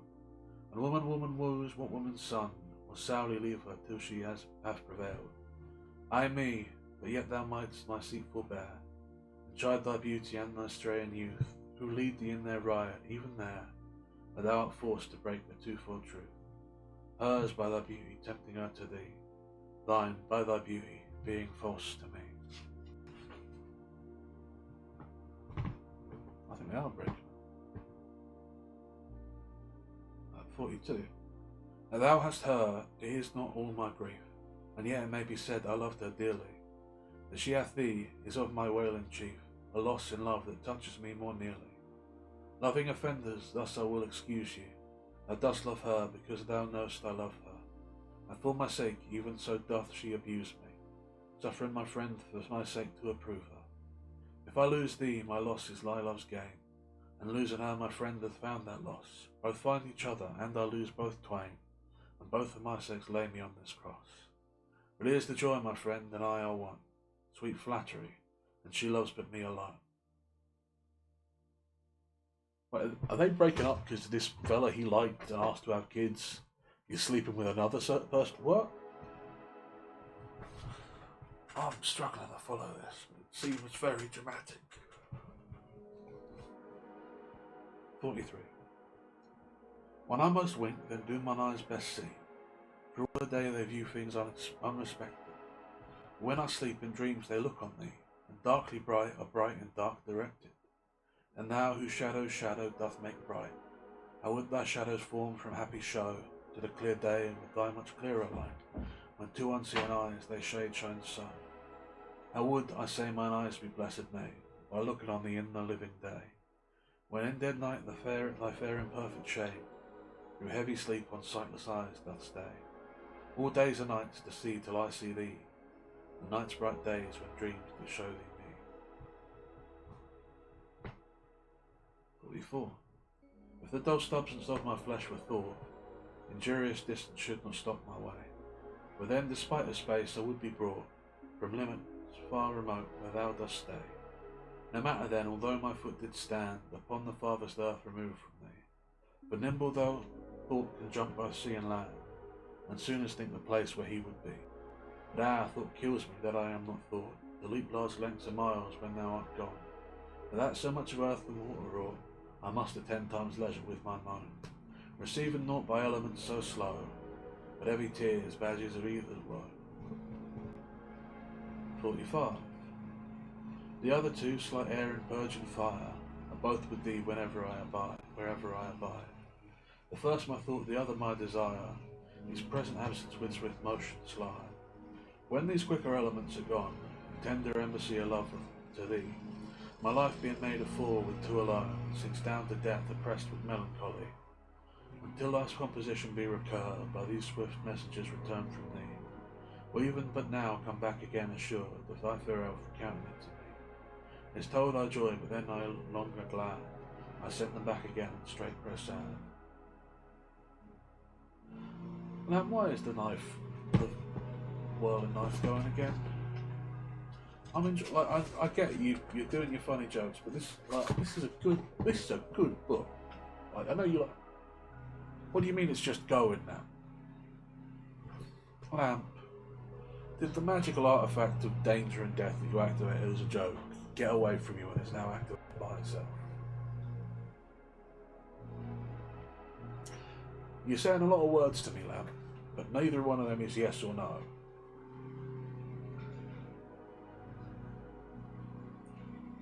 You keep saying things, Lamp, and I don't know what those things mean.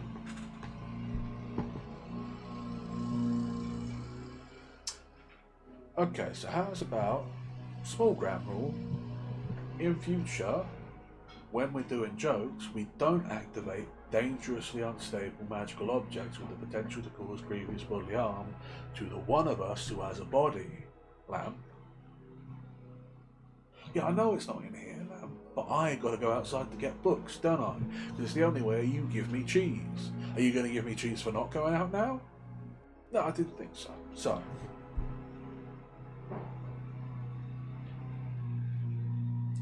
it really sounds like it's getting closer. Right. Nothing to be done about it. 56. Mine eye and art are at a mortal war. How did divide the conquest of thy sight? Mine eye, my art, thy picture sight would bar. My art, mine eye, the freedom of that right. My art doth plead that thou in him dost lie, a closet never pierced with crystal eyes. But the defendant doth that plea deny, and says in him thy fair appearance lies. Decide this title is impanelled, a quest the thoughts of tenants to the art, and by their verdict is determined the clear eyes moiety and the dear art's part. As thus mine eye's due is thine outward part, and my art's right thine inward love of art. 47. Betwixt mine eyes and art a league it took, and each doth good turns now unto the other. When that mine eye is famished for a look, where art in love with sight of him does smother. With my love's picture that my eyes does feast, and to the painted banquet bids my art. Another time mine eye is my art's guest, and in his thoughts a love doth share a part. So either by thy picture or my love, thy self-away art present still with me, for thou not farther than my thoughts can move, and I am still with them and they with thee. Or if they sleep, thy picture's in my sight, awakes my art to art and eyes delight. 48. How careful was I when I took my way, each trifle under truest bars to thrust, and to my use it might unused stay, for man's a false within sure wards of trust. But thou to whom my jewels and trifles are, most worthy comfort now my greatest grief, thou best, the dearest, and mine only care, art left the prey of every vulgar thief. Thee have I not locked up in any chest, said well thou art not, though I feel thou art, with the gentle siege closure in my breast, from whence at pleasure thou mayst come and part. And even thence thou wilt be stolen, I fear, for truth proves thieves wish for prize so dear. That whirling knife is really putting me off here. Okay. 49. Against that time, if ever time come, I shall see thee frown on my defects, and as thy love hath cast his utmost sum, called to that audit by advance respects, against that time when thou shalt strangely pass, scarcely greet me with that sun mine eye, when love converted from the living, from the thing it was, shall reasons find of settled gravitas. Against that time do I ensconce me here, within the knowledge of mine own desert, and this my hand against myself uprear, to guard against the lawful reasons on thy part. Upon me thou hast the strength the laws, since why the love I can allege no cause. 50. However do I journey on the way, when what I seek my weary travels end, thou teach that ease and that repose to say, and as far the miles are measured from my friend. The beast that bears me tired with my woe, plods dully on to bear that weight in me, as if by some instinct the wretch did know his rider love not speed, being made from thee.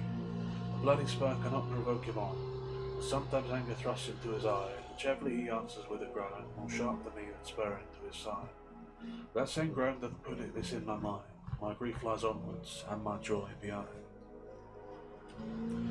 Okay, so this whirling knife problem is starting to become issue. I think, is there something that can be done about this?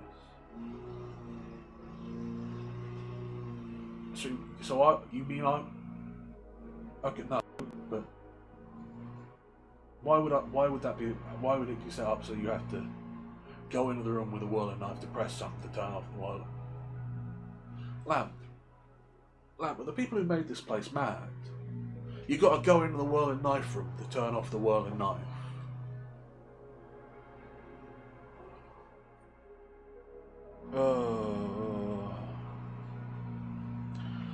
How long until it pours in here if I leave it?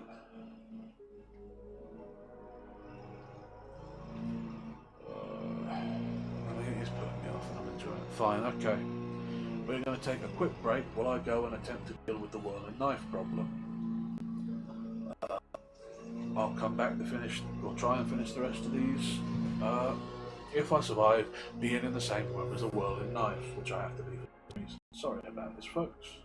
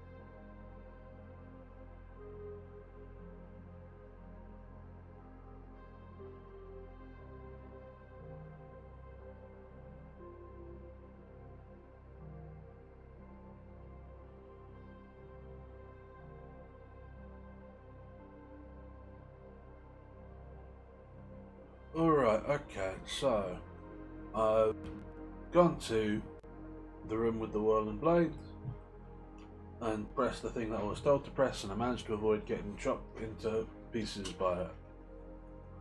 So according to the lamp, we should be good until the next thing goes wrong, which hopefully will be long enough for me to finish reading these. So yeah, let's carry on. 51. As come my love, excuse the slow offence, and my dull bearer went from thee I speed. From where thou art, why should I haste me thence? Till I return, a posting is no need. Or what excuse will my poor beast then find, when swift extremity can seem but slow? Then should I spur, though mounted on the wind, in winged speed no motion shall I know. And can the horse with my desire keep pace? Therefore desire of perfects love being made. Shall nay, no dull flush in his fiery race, but love for love, thus shall excuse my jade. Since from thee going he went wilful slow, towards the I'll run and give him leave to go. 52. So am I as the rich who blessed key can bring him to his sweet uplocked treasure, the which he will find will not every hour survey, for blunt and from the fine point is seldom pleasure.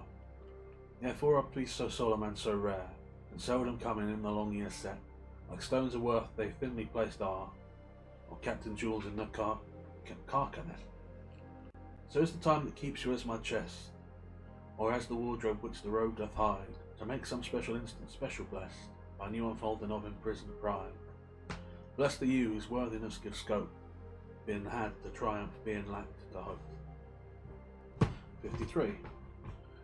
What is your substance whereof you are you made, that millions of strange shadows on you tend, since every one hath every one shade, and you but one lamp, whatever, we're just pushing through, have one shade, and you but one can every shadow lend.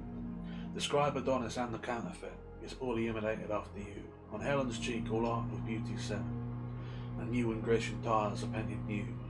Speak of the spring and foisting of the year, the one doth shadow of your beauty show, the other as your bounty doth appear, and you in every blessed shape we know. In all external grace you have some part, but you like none for you, none you for constant art.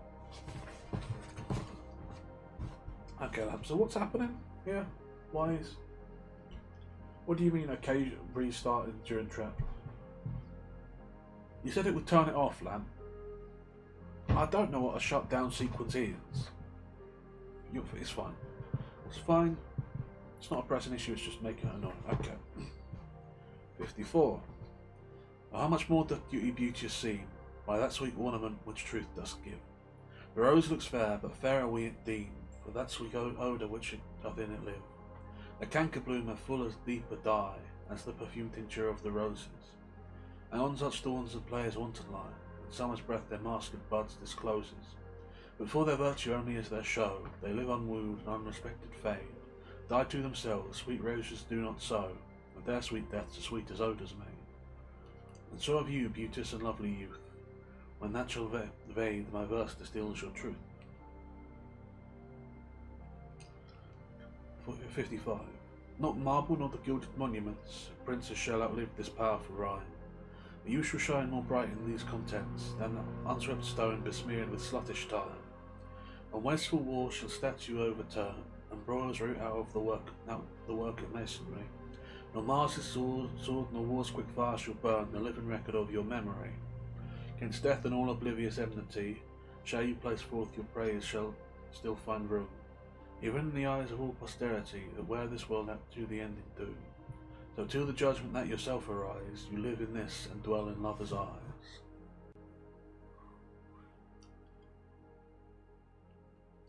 I'm not enjoying these new ones quite so much as the first few, but I'm not sure if that's because there's the noise going on, or if it's because they're just not as good. It seems weird to claim that. I think Mars is still. I think that's like a reference to war. War will still kill people, even if you have kids. 56. Sweet love, renew thy force, be it not said. Thy edge should blunter be thy appetite, which but today by feeding is allayed, tomorrow sharpen in his former might. So love be thou, although today thou fill thy hungry eyes, even till they wink with fullness. Tomorrow see again, and do not kill the spirit of love with a perpetual dullness. Let this sad interim like the ocean be, which parts the shore where two contacted new come daily to the banks, and when they see eternal love, more blessed may be the view. Or call it winter, which, being full of care, makes summer's welcome thrice more wished, more rare. 57. Being your slave, what should I do but tend upon the hours and times of your desire? I have no precious time at all to spend, nor services to do till you require, nor dare I chide the world without endow, whilst I my sovereign watch the clock for you, nor think the bitterness of absence sour, when you have bid your servant once adieu. Nor dare I question with my jealous thought where you may be or your affairs suppose, but like a sad slave stay and think of naught, save where you are, how happy you make those. So true a fool is love, that in your will, though you do anything, he thinks no ill. 58. That God forbid that made me first your slave, I should in thought control your times of pleasure, write your hand the account of hours to crave, being your vassal bound to stay your leisure. Oh, let me suffer, being at your beck, the imprisoned absence of your liberty, and patience tame the sufferance bide each check, without accusing you of injury. Beware your list, your charter is so strong, that you yourself may privilege your time, to what you will, to you it doth belong, yourself to pardon of self-doing crime. I am to wait, though waiting so be ill, not blame your pleasures, be it ill or well.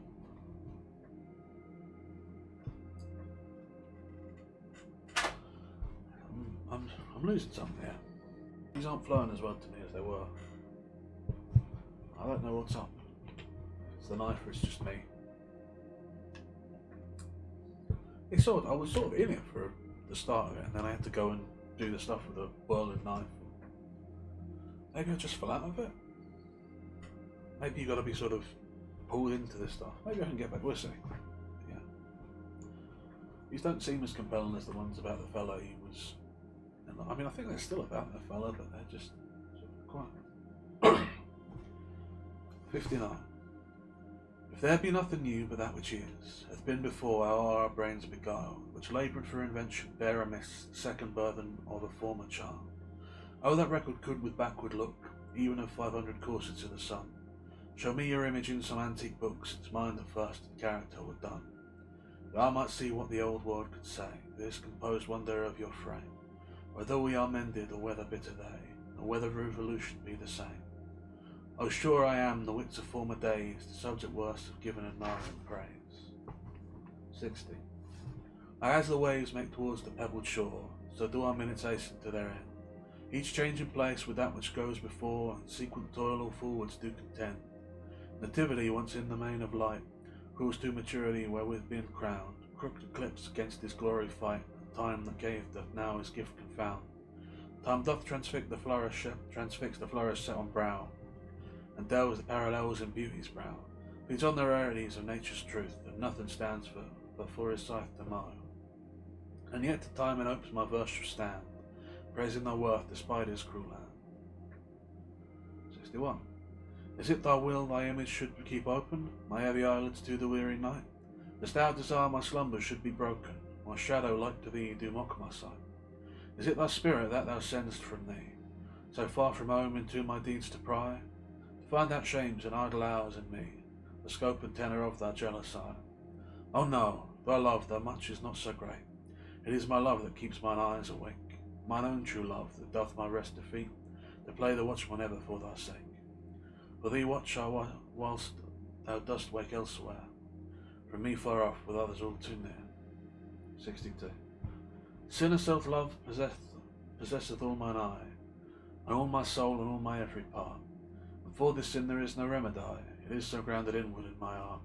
Methinks no face so gracious as is as mine, no shape so true, no truth of such account, and for myself mine own worth to define, as I all others in all worse surmount. But when my glass shows me myself indeed, beaten and chopped with tanned antiquity, mine own self-love quite contrary I read, self-so self-love and were inequity. 'Tis thee myself that for myself I praise, paint in my age with beauty of thy days. 63. Against my love shall be as I am now, with time's injurious hand crushed and o'erworn, When hours have drained his blood and filled his brow with lines and wrinkles, when his youthful morn hath travelled on to age's sleepy night, and all those beauties whereof now is king are vanishing or vanished out of sight, stealing away the treasures of his spring. For such a time do I now fortify against confounding age's cruel knife, that he shall never cut from memory my sweet love's beauty, though my lover's life, his beauty shall in these black lines be seen, and they shall live, and he and them still green. 64. When I have seen by times for land defaced the rich proud cost of outworn buried age, when sometime lofty towers I see down raised, and brass eternal slave to mortal rage, when I have seen the hungry ocean gain advantage of the kingdom of the shore, and the firm soil win of watery main, increasing store with loss and loss with store, when I have seen such interchange of state, or state itself confounded to decay, ruin hath taught me thus to ruminate, that time will come and take my love away. This thought is as a death which cannot choose, but weak to have that which it fears to lose. Since brass nor stone nor earth nor boundless sea, but sad mortality o'ersways their power, how with this rage shall beauty hold a plea, whose action is no stronger than a flower? Or how shall summer's honey breath hold out against the reckless siege of battering days, when rocks impregnable are not so stout, nor gates of steel so strong, but time decays? O fearful meditation, where, alack, should time's best jewel from time's chest lie hid? Or what strong hand can hold a swift foot back, or who his spoil of beauty can forbid? O none, unless this miracle have might, that in blank ink my love may still shine bright. 56. Tired with all these, for regretful death I cry, as to behold the desert beggar born, and needy nothing trimmed in jollity, and purest face unhappily forsworn, and gilded honour shamefully misplaced, and maiden virtue rudely strumpeted, and right perfection wrongly disgraced, and strength by limping sway disabled, and art made tongue-tied by authority, and folly doctor-like control and skill, and simple truth miscalled simplicity, and captive good attended captain ill. Tired with all these, from these would I be gone, save that to die I leave my love alone. How wherefore with infection should he live, and with his presence grace in piety, that sin by him advantage should achieve, and lace itself with his society? Why should false patent imitate his cheek, and steal dead seeing of his living hue? Why should poor beauty indirectly seek rows of shadow, since his rose is true? Why should he live now nature bankrupt is, beggared of blood to blush through lively veins? For she hath no exchequer now but is, and proud of many lives upon his gains. O him she stores to show what well she had, in days long since before these last so bad. He's starting to get back into it now, it's starting to feel more like it. 68. Thus is his cheek the map of days outworn, when beauty lived and died as flowers do now, before these bastard signs of fair were born, or durst inhabit on her living brow, before the golden tresses of the dead the right of sepulchres was sawn away, to live a second life on second end, ere beauty's dead made another gay. In him these holy antique hours are seen, without all ornament itself and true, making no summer of another's green, robbing no old to dress his beauty new. And him as for a map doth nature store, to show false art what beauty was of yore. 69. Those parts of thee the world's eye doth view, want nothing but the thought of arts can mend. All tongues the voice of souls give thee undue, that due, uttering bare truth, even so as foes commend. Thy outward thus and with outward praise is crowned, but those same tongues that give thee so thine own, in other accents do this praise confound, thy seeing farther than the eye hath shown. They look into the beauty of thy mind, and that in guess they measure by thy deeds, and shows their thoughts, although their eyes were kind, to thy flower add their rank smell of weeds. But why thy odour matcheth not thy show? The soil is this, that thou dost common grow. 70. That thou art blamed shall not be thy defect, for slander's mark was ever in the flare. The ornament of beauty is suspect, a crow that flies in heaven's sweetest air. So thou be good, slander doth but approve thy worth, the greater being wooed of time. But canker vice the sweetest buds doth love, and thou presents the pure unstained prime. Thou hast passed by the ambush of young days, either not assailed or victor being charged. Yet this thy praise cannot be so thy praise, to tie up envy evermore enlarged. If some suspect of ill mask not thy show, then thou alone kingdoms of hearts should owe.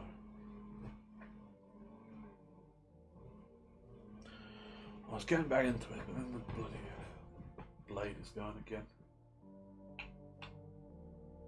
Oh well. It's still clear he's very fond of this fella, but he's been going on about him now for 70 of these. Makes you wonder, doesn't it?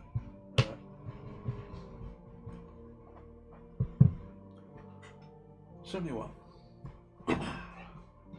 No longer mourn for me when I am dead, and you shall hear the surly sullen bell give warning to the world that I am fled from this vile world with vilest worms to dwell. Nay, if you read this line, remember not the hand written, for I love you so, that I in your sweet thoughts would be forgot, if thinking on me then should make you woe. Oh, if I say you look upon this verse, when I perhaps compounded am with clay, do not so much as my poor name rehearse, but let your love even with my life decay. Lest the wise world should I look into your moan, and mock you with me after I am gone. 72. Oh, lest the world should task you to recite what merit lived in me that you should love, after my death, dear love, forget me quite, for you and me can nothing worthy prove, unless you would devise some virtuous lie, to do more for me than mine own desert, and hang more praise upon I, deceased I, and nigger truth would willingly impart. Oh, lest your true love may seem false in this, that you for love speak well with me untrue, my name be buried where my body is, and live no more to shame nor me nor you, for I am shamed by that which I bring forth, so should you to love things nothing worth. That's a very dismal account of his life. And I think there's something worth there as well, it's pretty good. 73. At time of the year thou mayest me and me behold, when our yellow leaves are none or few do hang, upon those boughs which shake against the cold, bear ruined choirs where late the sweet birds sang. In me thou seest the twilight of such day, as after sunset fadeth in the west, which by and by black night doth take away, death's second self that seals up all in rest.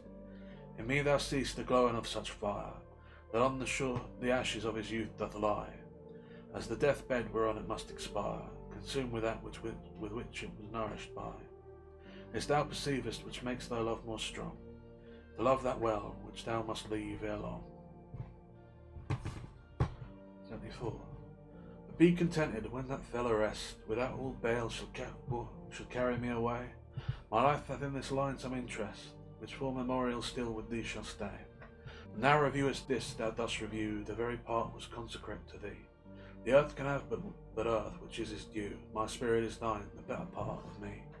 So then thou hast but lost the dregs of life, the prey of worms, my body being dead, a coward conquest of a wretch's knife, too base of thee to be remembered. The worth of that is that which it contains, and that is this, and this with thee remains. So are you to my thoughts as food to life, or as sweet seas and showers are to ground. And for the peace of you I hold such strife, as twixt a miser and his wealth is found. Now proud as an enjoyer and anon, doubting the filching age will steal his treasure, now counting best to be with you alone, then better that the world may see my pleasure. Sometimes all full with feasting on your sight, and by clean starved for a look, possessing or pursuing no delight, save what is had or must from you be took. I still I pine and surfeit day by day, or gluttony on all the way.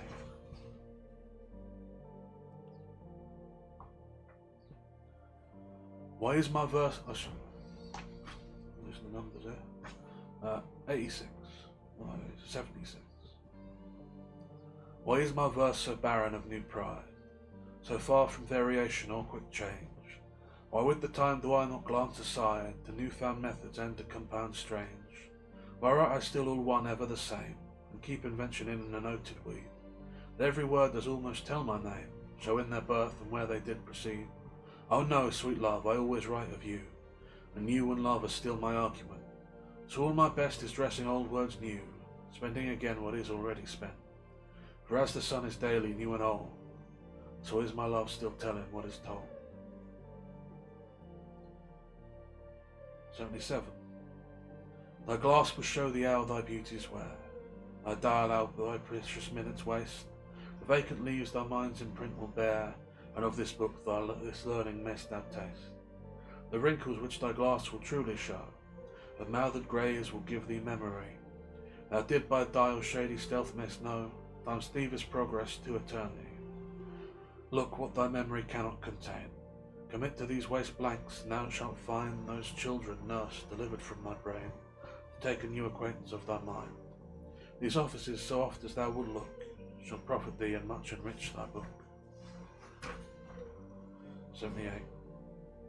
So oft as I invoked thee for my muse, and found such fair assistance in my verse, as every alien pen hath got my use, and under thee thy poesy disperse, thine eyes that taught the dumb on eye to sing, and heavy ignorance aloft to fly, have added feathers to the learned's wing, and given grace a double majesty. Yet be most proud of that which I compile, whose influence is thine and born of thee.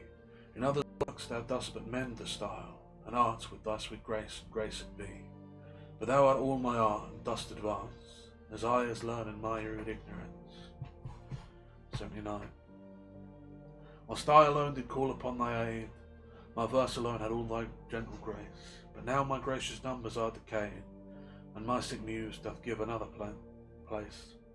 I grant, sweet love, thy lovely argument deserves the travel of a worthier pen. Yet what of thee thy poet doth invent, he robs thee of, and pays it thee again. He lends thee virtue, and he stole that word from thy behaviour, beauty doth he give, and found it in thy cheek, he can afford no praise to thee, but what in thee doth live. And thank him not for that which he doth say, since what he owes thee thou thyself dost pay. Oh, how I faint when I of you do write, knowing a better spirit doth use your name, and in the praise thereof spends all his might, to make me tongue-tied speaking of your fame. But since your worth wide as the ocean is, the humble and the proudest stale doth bear my saucy bark inferior far to his, and your broad main doth but wistfully appear. Your shallow step will hold me up afloat, whilst he upon your soundness deep doth ride. Of being wrecked I am a worthless boat, he of tall building and of goodly pride. And if he thrive and I be cast away, the worst was this, my love was my decay. 81. Or I shall live your epitaph to make, or you survive when I in earth am rotten. From hence your memory death cannot take, although in me each part will be forgotten. Your name from hence immortal life shall have. Though I, once gone, to all the world must die, the earth can yield me but a common grave, where you entombed in men's eyes shall lie. Your monument shall be my gentle verse, which eyes not yet created shall o'erread, and tongues to be your being shall rehearse, when all the breathers of this world are dead. You still shall live, such virtue hath my pen, where breathe most breaths, even in the mouths of men.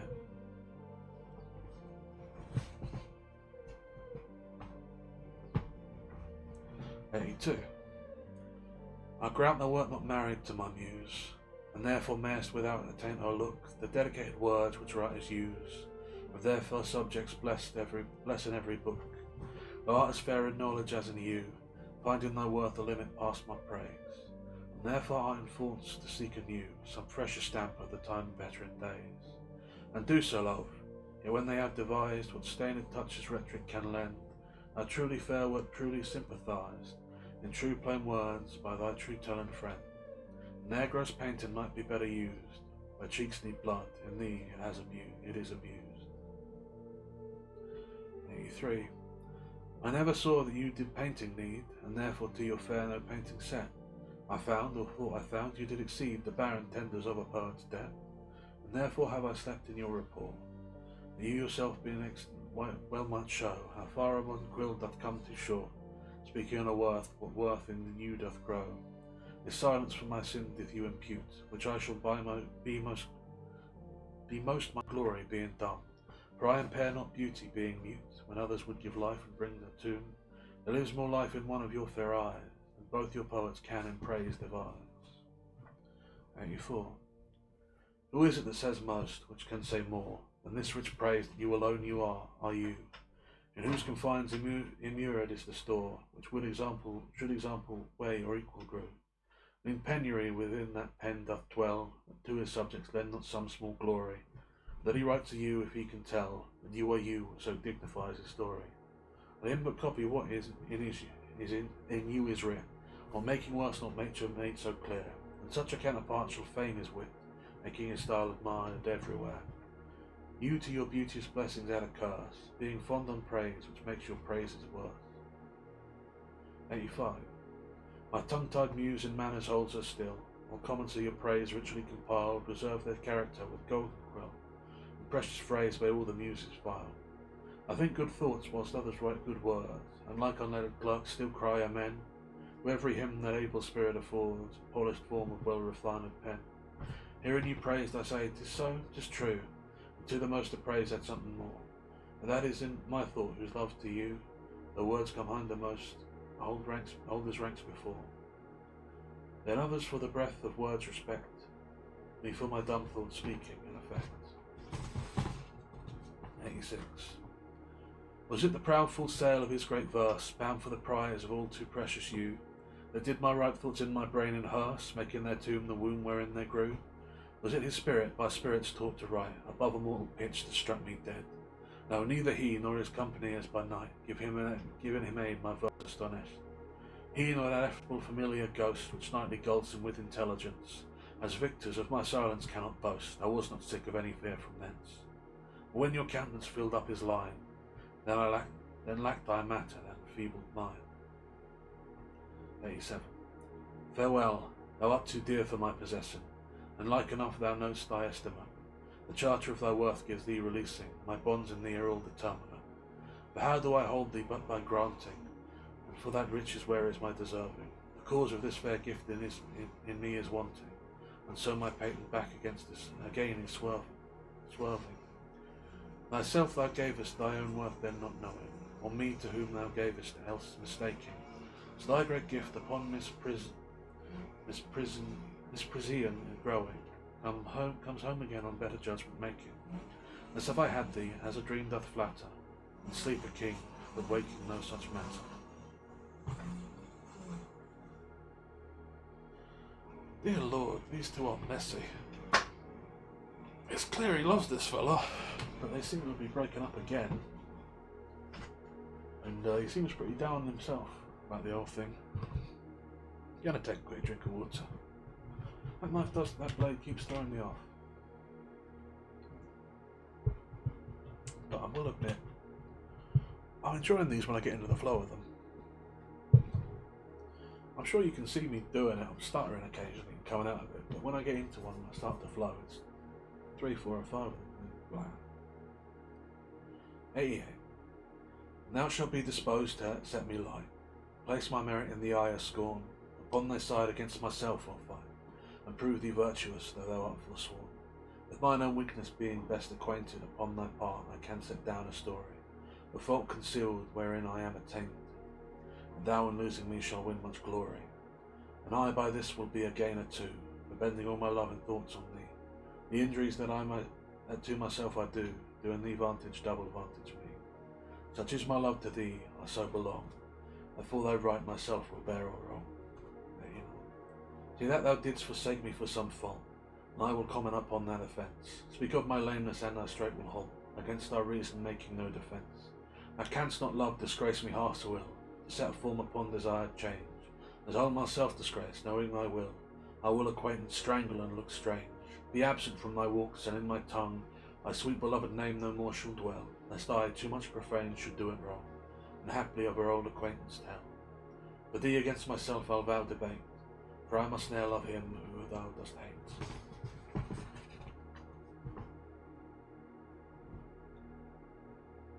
90. Then hate me when thou wilt, if ever now. Now while the world has bent my deeds to cross, join with the spite of fortune, make me bow, and do not drop in for an after loss. Ah, do not, when my heart hath escaped this sorrow, come in the rearward of a conquered woe. Give not a windy night, a rainy morrow, to linger out purposed to overthrow. If thou wilt leave me, do not leave me last, when other petty griefs have done their spite, but in the once to come, so shall I taste, and first the very worst of fortune's might. And other strains of woe which now seem woe, compared with the loss of thee, will not seem so. 91. Some glory in their birth, some in their skill, some in their wealth, some in their body's force, some in their garments, though the newfangled ill, some in their hawks and hounds, some in their horse. And every humour hath his adjunct pleasure, wherein it finds a joy above the rest. These particulars are not my measure, all these I better in one general best. Thy love is better than high birth to me, richer than wealth, prouder than garments cost, and more delight than hawks or horses be, and having thee of all men's pride I boast. Wretched in this alone thou mayest take all this away, and me most wretched make. 92. But do thy worst to steal thyself away, the term of life thou art assured mine, and life no longer than thy love will stay, for it depends upon that love of thine. Then need I not to fear the worst of wrongs, when in the least of them my life hath end. I see a better state to me belong, than that which on thy humour doth depend. Thou canst not vex me with inconstant minds, since that my life on thy revolt doth lie. Oh, what an happy title do I find, happy to have thy love, happy to die. Was so blessed fair that fears no blot, thou mayst be false, and yet I know it not. 93. So shall I live, supposing thou art true, like a deceived husband, so love's face may still seem love to me, thou altered new. Thou looks with me thy heart in other place, for there can live no hatred in thine eyes. Therefore in that I cannot know thy change. In many's look the false art's history, his written moods and frown wrinkles strange. But heaven in thy creation did decree, that in thy face sweet love should ever dwell. But ere thy thoughts or thy heart's work to be, thy look should nothing but thence with sweetness tell. How like Eve's apple does thy beauty grow, if thy sweet virtue answereth not thy show. 94. They that have the power to hurt will do, and will do none, that do not do the thing they most do show. Who move when others are themselves as stone, unmoved, cold, and to temptation slow. They rightly do inherit heaven's graces, and husband nature's riches from expense. They are the lords and owners of their faces, others but stewards of their excellence. The summer's flower is to the summer sweet, though to itself would only live and die. But if that flower with base affection meet, the basest weaves outbraves his dignity. The sweetest things turn sourest by their deeds, lilies that fester smell far worse than weeds. 95. How sweet and lovely dost thou make the shame, which like a canker in the fragrance rose, doth spot the beauty of thy budding name. Oh, in what sweet dost thou thy sins enclose! That tongue that tells the story of thy days, making lascivious comments on thy sport, and not dispraise, but all kind of praise, naming thy name, blesses an ill report. Oh, what a mansion have got those vices got, which for their habitation chose out thee. A beauty's veil doth colour every blot, and all things turn the fair that eyes can see. Take heed, dear art, of this large privilege. The artist's knife will use does lose its edge. 96. Some say thy fault is youth, some wantonness. Some say thy grace is youth and gentle sport. Both grace and faults are loved, and more or less thou makest faults graces that to thee resort. As on the fingers of a throned queen, the basest jewel will be well esteemed. So are those errors that in thee are seen, the truths translated and for true things deemed. How many lambs might the stern wolf betray, if like a lamb he could look his looks translate?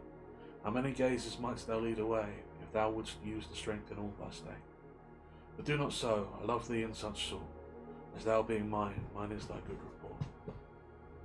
How like a winter hath my absence been, from thee the pleasure of the fleeting year? What freezings have I felt, what dark days seen, but old December's bareness everywhere.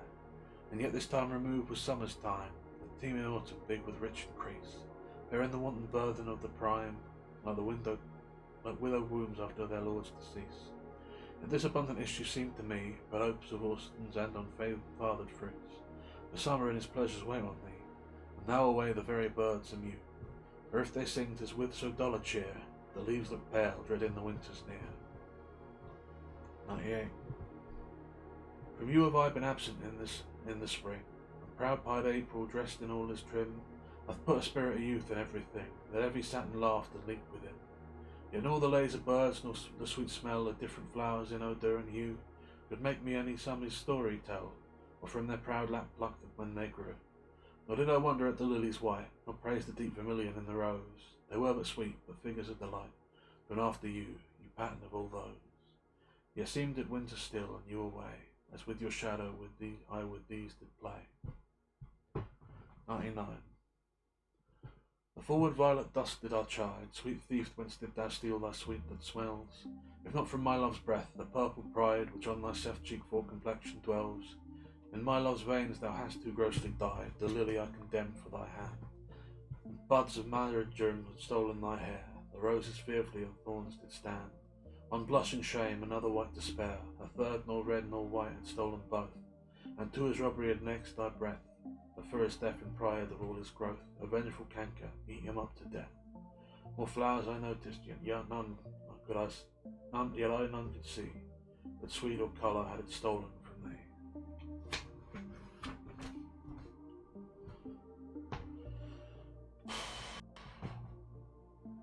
He's really getting with these, Lord. Right. Well, let's see what we can do. My voice is starting to go a bit, but I'm going to try and finish these out today, so. 100. Where art thou, Muse? Thou forgetst so long to speak of that which gives thee all my might. Spends thou thy fury on some worthless song, darkening thy power to lend base subjects light. Return, forgetful Muse, and straight redeem in gentle numbers time so hardly spent. Sing to the ear that doth thy lays esteem, and gives thy pen by skill and argument. Rise, resting Muse, my love's sweet face survey, if thine have any wrinkle graven there, if any, be a satire to decay, and make time's spores despised everywhere. Give my love's frame faster than time wastes life, so thou prevents his scythe and crooked knife. 101. I'll truant Muse, what shall be thy amends, for thy neglect of truth and beauty died. Both truth and beauty on my love depend, so dost thou too, and therein dignified. Make answer, Muse, wilt thou not haply say, truth needs no colour with his colour fixed, beauty no pencil, beauty's truth delay, the best is best if never intermixed? Because he needs no praise, wilt thou be dumb, excuse not silence so, for to lies in thee. To make him much outlive a gilded tomb, and be praised of ages yet to be. Then do thy office, Muse, I teach thee how, to make him seem long hence, and see shows now. 102. My love is strengthened, no more weak in seaman. I love not less, though less in the show appear. And love is merchandised, whose rich esteeming the owner's tongue doth published everywhere. Our love was new, and then but in the spring, when I was wont to greet it with my lays, as Philomel in summer's font doth sing, and stops a pipe in growth of riper days. Not that the summer is less pleasant now, than when our mournful hymns did hush the night, but that wild music burthens every bough, sweets grown common lose their dear delight. Therefore, like her, I sometimes hold my tongue, because I would not dull you with my song. 103. Alack, what poverty my muse brings forth, that having such a scope to show her pride, the argument all bare is of more worth, than when it hath my added praise beside. Oh, blame me not if I no more can write. Look in your glass, and there appears a face that overgoes my blunt invention quite, dulling my lines and doing me disgrace. Were it not sinful then, striving the men, to mar the subject that before was well, for to no other pass by my verses tend, and of your graces and your gifts to tell. And more, much more than in my verse can sit, your own glass shows you when you look in it. 104. To me, fair friend, you never can be old, for as you were when first your eye eyed, such seemed your beauty still, 3 winters cold, but from the forest shook 3 summers' pride. 3 beauteous springs the yellow autumn turn, in process of the season have I seen, 3 April perfumes in 3 hot Junes burn, since first I saw you fresh, which yet are green. How yet doth beauty, like a dial hand, steal from his figure and no pace perceive, to your sweet hue which methinks still doth stand, of motion, and mine eyes may be deceived. The fear of which here this now age unbred, that you were born was beauty's summer dead. 105. Let not my love be called idolatry, nor my beloved as an idol show, since all alike my songs and praises be to one of one still such and ever so. Kind is my love today, tomorrow kind, still constant in a wondrous excellence. Therefore my verse to constancy confined, one thing expressed leaves out difference. Fair, kind, and true is all my argument, fair, kind, and true varying to other words. And in this change is my invention spent, 3 themes in one which wondrous scope affords. Fair, kind, and true have often lived alone, which 3 till now never kept seat in one. 106. But in the chronicle of wasted time, I see descriptions of the fairest wights, and beauty making beautiful old rhyme, and praise of ladies dead and lovely knights. And in the blazon of sweet beauty's best, of hand, of foot, of lip, of eye, of brow, I see their antique pen would have expressed even such beauty as you master now. So all their praises are but prophecies, for this our time all you prefiguring. And for they look but with divining eyes, they had not skill enough your worth to sing. For we which now behold these present days have eyes to wonder, but lack tongues to praise. 107. But mine own fears, nor the prophetic soul of the wide world dreaming of things to come, can yet the least of my true love control, suppose it has full effect to confine doom. The mortal moon hath her eclipse endured, and the sad augurs mock their own presage, and certain these now crown themselves assured, and peace proclaims olives of endless age. Now with the drops of this most balmy time, my love looks fresh, and death to me subscribes. In spite of him I'll live in this poor rhyme, while he insults our dull and speechless tribes. And now in this shall find thy monument, where tyrants' crests and tombs of brass are spent. 108. What's in the brain that ain't my character, which hath not figured to thee my true spirit? What's new to speak, what new to register, may express my love, or thy dear merit? Nothing, sweet boy, but yet like prayers divine, I must each day say o'er the very same, counting no old thing old, thou mine, I thine, even when as first I hallowed thy fond name. So that eternal love in love's fresh case weighs not the dust and injury of age, nor gives to necessary wrinkles place, but makes antiquity for aye his page. Find in the first conceit of love their bred, where time and outward form would show if dead. 109. I'll never say that I was false of art, though absent seemed my flame to qualify. As easy might I from myself depart, as from my soul which in thy breast doth lie. That is my home of love. If I have ranged, like him that travels, I return again, just to the time, not with the time exchanged, so that myself bring water for my stay. Never believe, though in my nature reigned all frailties that besiege all kinds of blood, that it could so preposterously be stained, to leave for nothing all thy summer good. For nothing this wide universe I call, save thou my rose, in it thou art my all.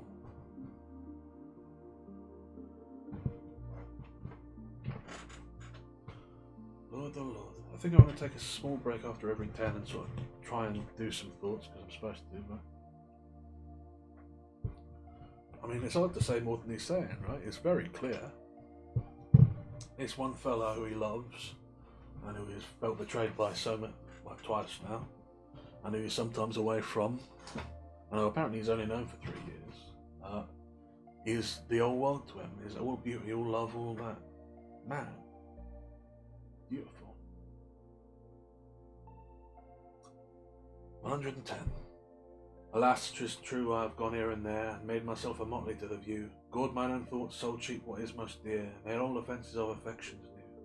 Most true it is that I have looked on truth askance and strangely, but by all above, these blenches gave my art another youth, and worse essays proved thee my best to love. Now all is done, have what shall have no end, mine appetite I never will grind, on newer proof to try an old friend, a God in love to whom I am confined. And give me welcome next my heaven the best, even to thy pure and most loving breast. 111. And for my sake do you with fortune chide, the guilty goddess of my harmful deeds, that did not better for my life provide, than public means which public manners breeds. Whence comes it that my name receives a brand, and almost thence my nature is subdued? To what it works in like the dyer's hand, pity me then, and wish that I were renewed. As like a willing patient I will drink potions of Esau against my strong infection, no bitterness that I will bitter think, nor double penance to correct correction. Me then, dear friend, and I assure you, even that your pity is enough to cure me. 112. Your love and pity doth the impression fill which vulgar scandal stamped upon my brow. What care I who calls me well or ill, so your green my bad, my good allow. You are my all the world, and I must strive to know my shames and praises from your tongue. None else to me, nor I to none alive. My steeled sense of change is right or wrong. In so profound abysm I throw all care of others' voices that my elders sense.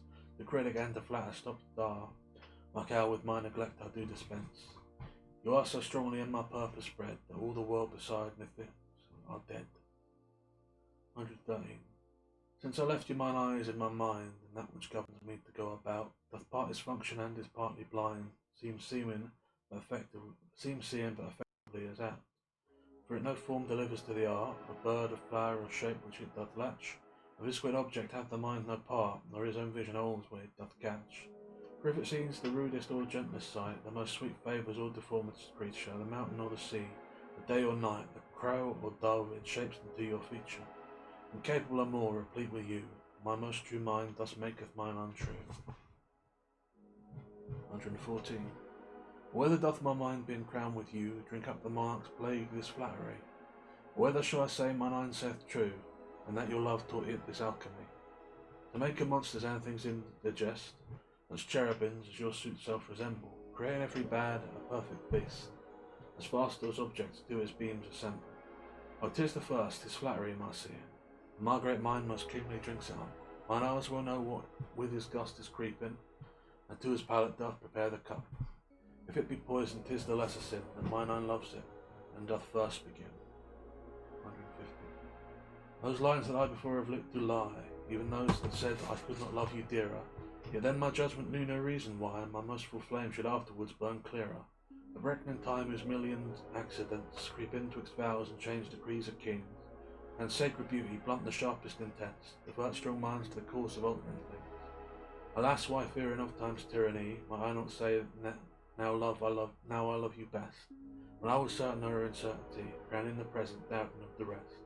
Love is a babe, then might I not say so, to give full growth to that which still doth grow.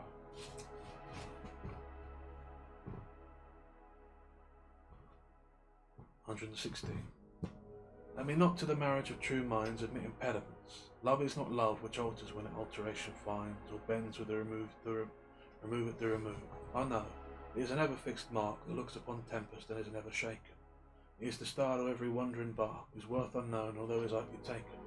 Love's not time's full, the rosy lips and cheeks within his bending sickle's compass come.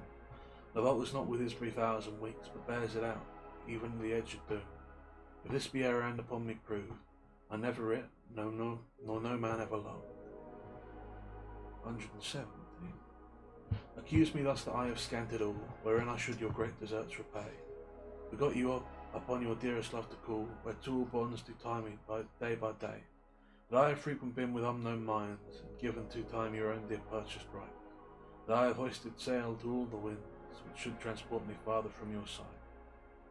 Put both my wilfulness and errors down, and on just proof surmise accumulate. Bring me within the level of your frown, but shoot not at me in your wake and take. As my appeal says I did strive to prove, constancy and virtue of your love.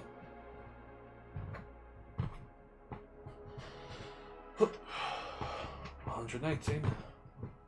Like as to make our appetites more keen, with eager compounds we are pallid urge, as to prevent our maladies unseen, we sicken to some sickness when we purge. Even so being full of your ne'er cloying sweetness, to better source did I frame my feeding, and sick of welfare found a kind of meekness, to be diseased ere that there was no true needing. As policy and love to anticipate, ills that were not grew to faults assured, and brought a medicine a healthful state, which ranks of goodness would by ill be cured. Thence I learn and find the lesson true, drugs poison him, and so fell sick of you. 119. What potions have I drunk as sirens' tears? Distilled from limbecks foul as hell within, applying fears to hopes and hopes to fears, still losing when I saw myself to win. What wretched errors hath my heart committed, whilst it have thought itself so blessed never? How have mine eyes out of their spheres been fitted, in the distraction of this maddening fever? Our benefit of ill now I find true, that better is evil still made better, and ruin loves when it is built on you grows fairer than at first, more strong, far greater. So I return rebuke to my content, and gain by ill thrice more than I have spent. Another quick drink. Good Lord.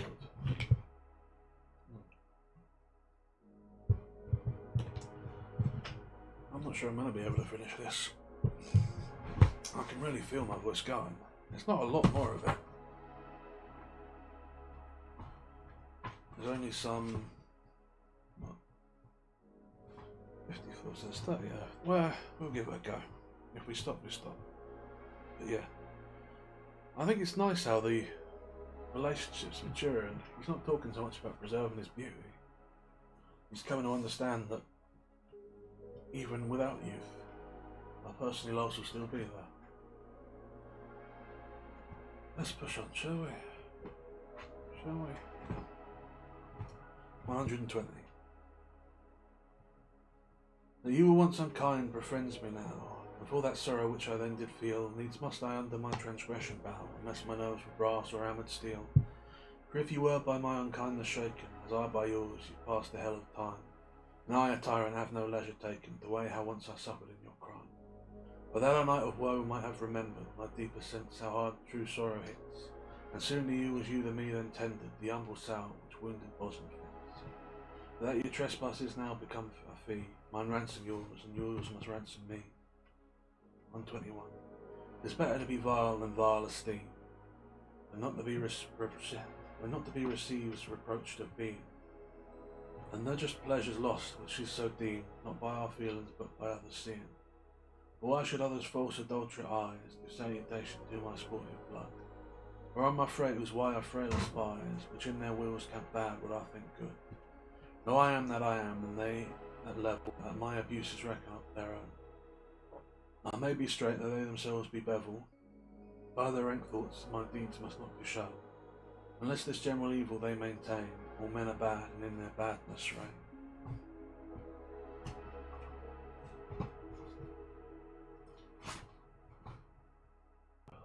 122. My gift blood tables are within my brain, full charactered with lasting memory, which shall above that idle rank remain, beyond all day even to eternity. For at the least, so long as brain and art and faculty by nature do subsist, till each to raised oblivion yield his part, with thee thy record never can be missed. That poor retention could not so much hold. On thy tallies thy dear love to score, therefore to give them from me was I bold, to trust these tables that receive thee more. To keep an adjunct to remember thee, were too important forgetfulness in me. Oh, the beasts are up again. Just stay quiet. If anyone's there, now is the time not to speak.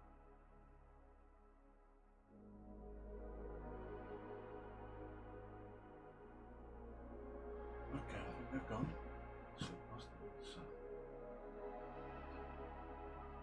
123. No time thou shalt not boast that I do change. Thy pyramids built up with newer might, to me are nothing novel, nothing strange. They are but dressings of a former sight.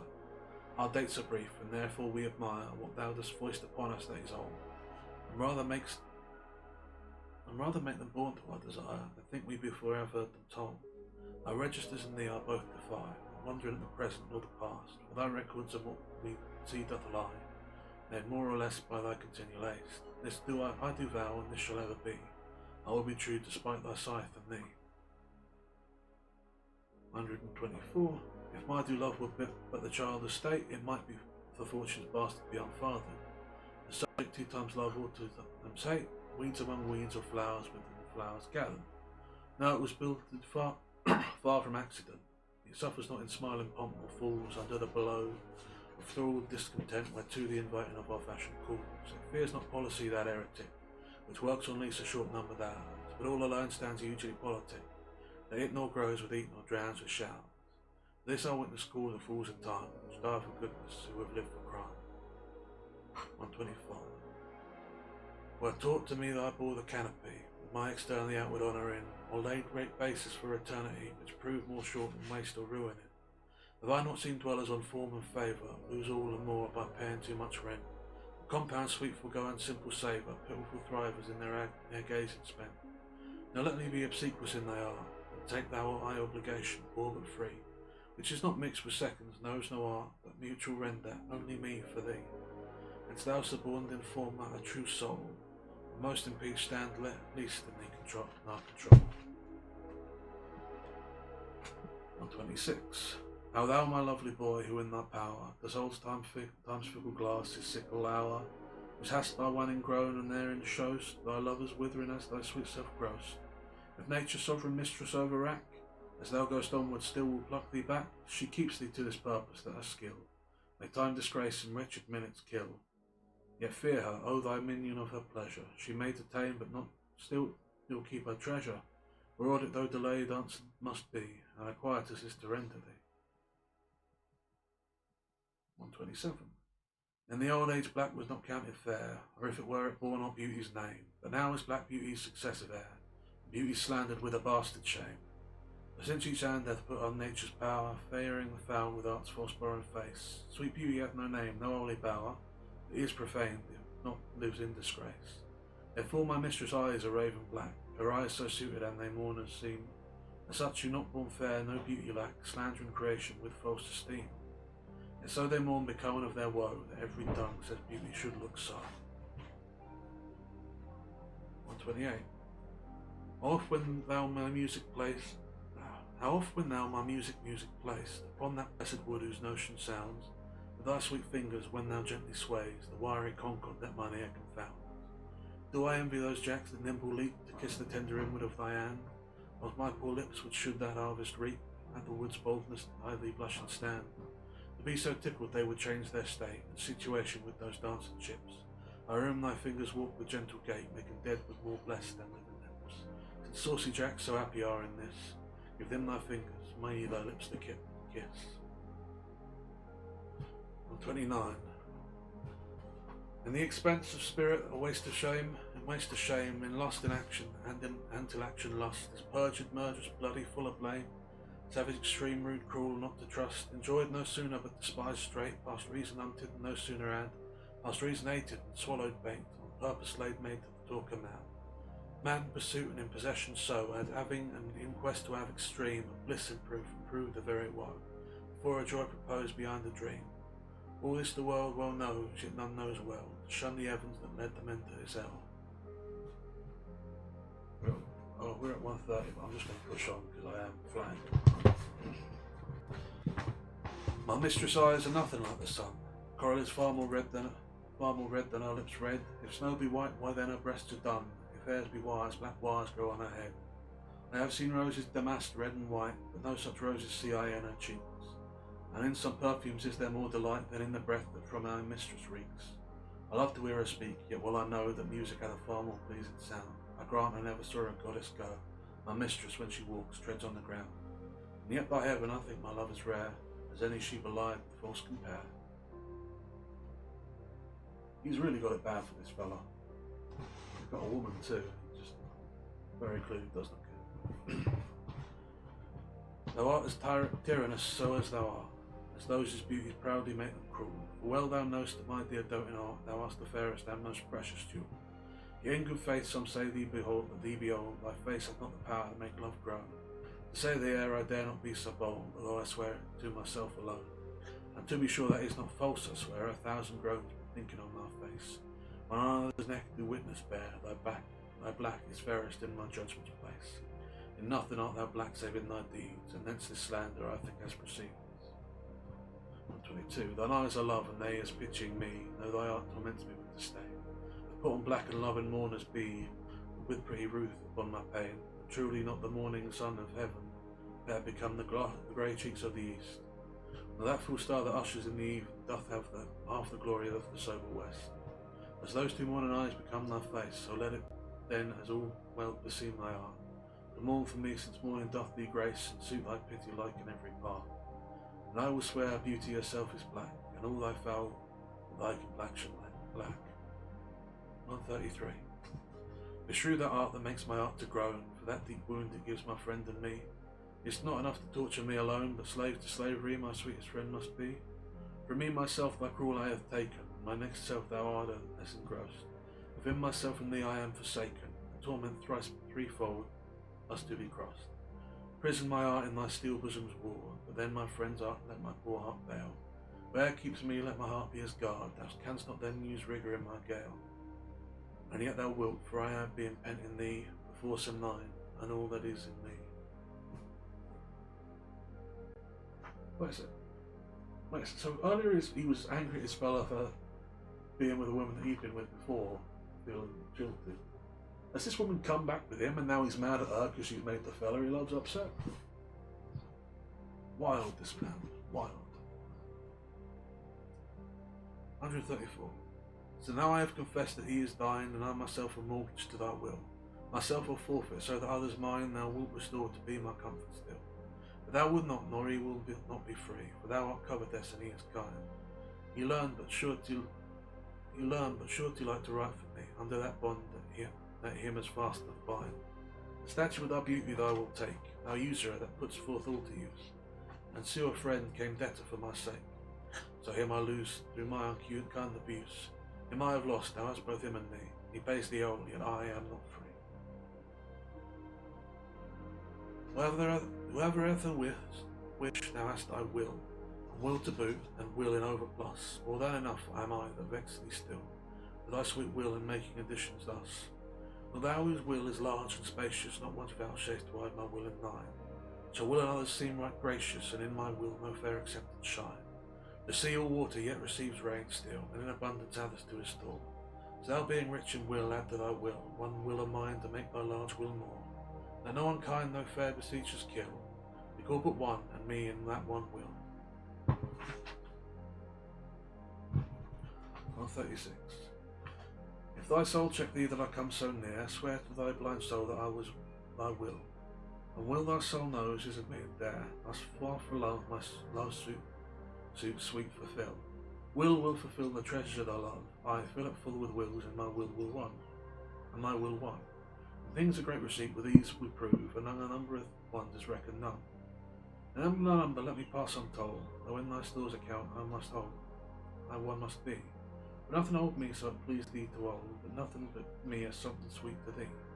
If but my name thou love, and love that still, and then thou lovest me, for my name is Will. Oh, his name is Will. Oh, I didn't catch it. Okay, that makes more sense for last time. I'd reread them, but my voice is very much on the edge. 137. Thou blind fool love, what dost thou to mine eyes? That they behold and see not what they see. They know what beauty is, see where it lies, yet what the best is take the worst to be. If eyes grow up by over partial looks, be anchored in the bay where all men ride, why of eyes falsehood as they forged hooks, whereto the judgment of my art is tied. Why should my art think but that a several plot, which my art knows the wide world commonplace, or mine eyes seeing this, say this is not, to put fair truth upon so foul a face. And things right true my art and eyes have erred, and to this false play they are now transferred. 138. When my love swears that she is made of truth, I do believe her, though I know she lies. She might think me some untutored youth, unlearned in the world as false subtilize. I swear me thinking that she thinks me young, although she knows my days are past the best. Simply I credit her false speaking tongue, on both sides thus is the simple truth suppressed. Wherefore says she's not, she is unjust. And wherefore say not I that I am old?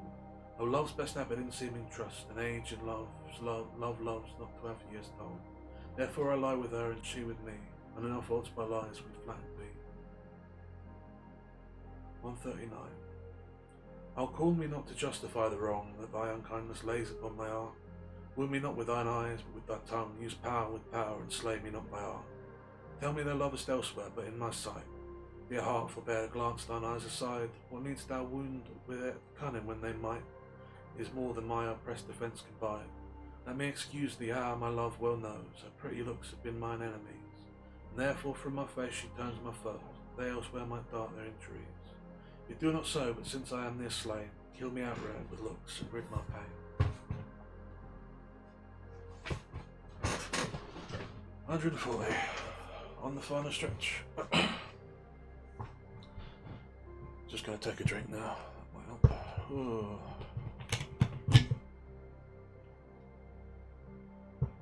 Someone better watch this because I am putting myself to pain for it. Oh, I'm not kidding, I'm also enjoying it, right? What? Something's going off. Right.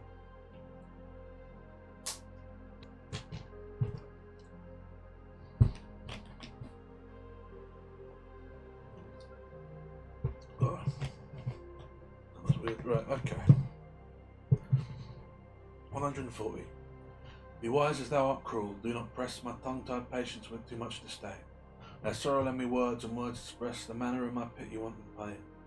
If I might teach thee wit, better it were, though not to love, yet love to tell me so. As testy sick men, when their deaths be near, no news but else from their physicians know. For if I should despair, I should grow mad, and in my madness might speak ill of thee. Now this ill-resting word is grown so bad, mad slanderers by mad ears believed to be. That I may not be so, nor thou belied, bear thine eyes straight, though thy proud heart goes wide. 141. In faith I do not love thee with mine eyes, for they in thee a thousand errors note. It is my art that loves what they despise, who in despite of you is pleased to dote, nor on mine ears with thy tongue's tune delighted, nor tender feeling to base touches prone, nor taste nor smell desire to be invited to any sensual feast with thee alone. My five wits are not nor my five senses can dissuade one foolish heart from serving thee, who leaves unswayed the likeness of a man, my proud heart slaves and vassal wretch to be. Only my plague thus far I count my gain, and she that makes me sin awards me pain. 142. Love is my sin, and thy dear virtue hate. Hate of my sin grounded on sinful love, oh, but with mine compare thou on thine own state, and thou shalt find it merits not reproving. Or if it do, not from those lips of thine that have profaned their scarlet ornaments, sealed false bonds of love soft as mine, robbed other beds revenues of their rents. Be it lawful I love thee as thou lovest those, whom thine eyes do woo as mine importune thee. Root pity in thy heart, and when it grows, thy pity may deserve to pity thee. If thou dost seek to have what thou dost hide, thy self-example mayst thou be denied. 143. Lo, as a careful housewife runs to catch one of her feathered creatures broke away, sets down her babe and makes all swift dispatch in pursuit of the thing she would have stayed, whilst her neglected child holds in her chase, cries to catch her whose busy care is bent, to follow in that which flies before her face, not prizing her poor infant's discontent. So runnest thou after that which flies from thee, whilst I thy babe chase thee far behind. But if thou catch thy hope, turn back to me, play the mother's part, kiss me, be kind. So will I pray that thou mayst have as thy will. Thou turn back my loud cry still. 145. Two loves I have, of comfort and despair, which like two spirits do suggest me still. A better angel is a man right fair, the worse a spirit a woman coloured ill. Who in me soon dwell my female evil, tempteth my better angel from my side, and would corrupt my saint to be a devil, were in his purity with her foul pride. Whether that my angel be turned fiend, suspect I may, yet not what directly tell. But being both from me, both to each friend, I guess one angel is another's hell. Yet this shall I ne'er know, but live in doubt, till my bad angel farm my good one out. Yeah, so I think he does have a fellow and a lady he likes, and he thinks the fellow's a good bloke, and he doesn't like the lady, but he does love her. Poor fella. And they're going on without him as well. Right, okay. 145. Those lips that love's own hand did make, breathed forth from the sound that said, I hate, to me that languished for her sake. But when she saw my woeful state, straight in her heart did mercy come, chiding that tongue that ever sweet was used and given gentle doom, and taught it thus a new degree. I hate, she altered with an end, that followed it as gentle day, doth follow night, who like a fiend from heaven to hell has flown away. I hate, from hate away she threw, and saved my life, saying, not you.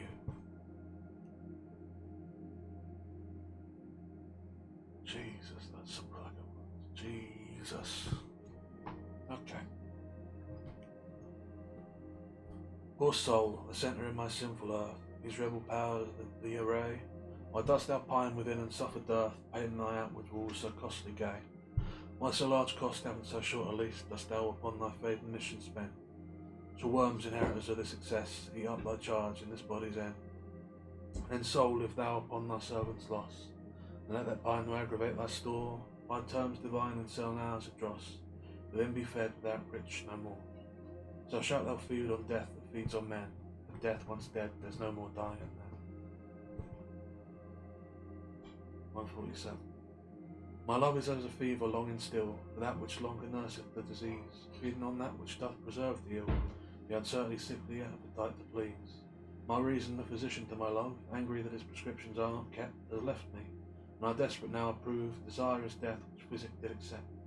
Past cure I am, now reason is past care, frantic mad with evermore unrest, my thoughts and my disclosures as madmen's are, at random from the truth vainly expressed.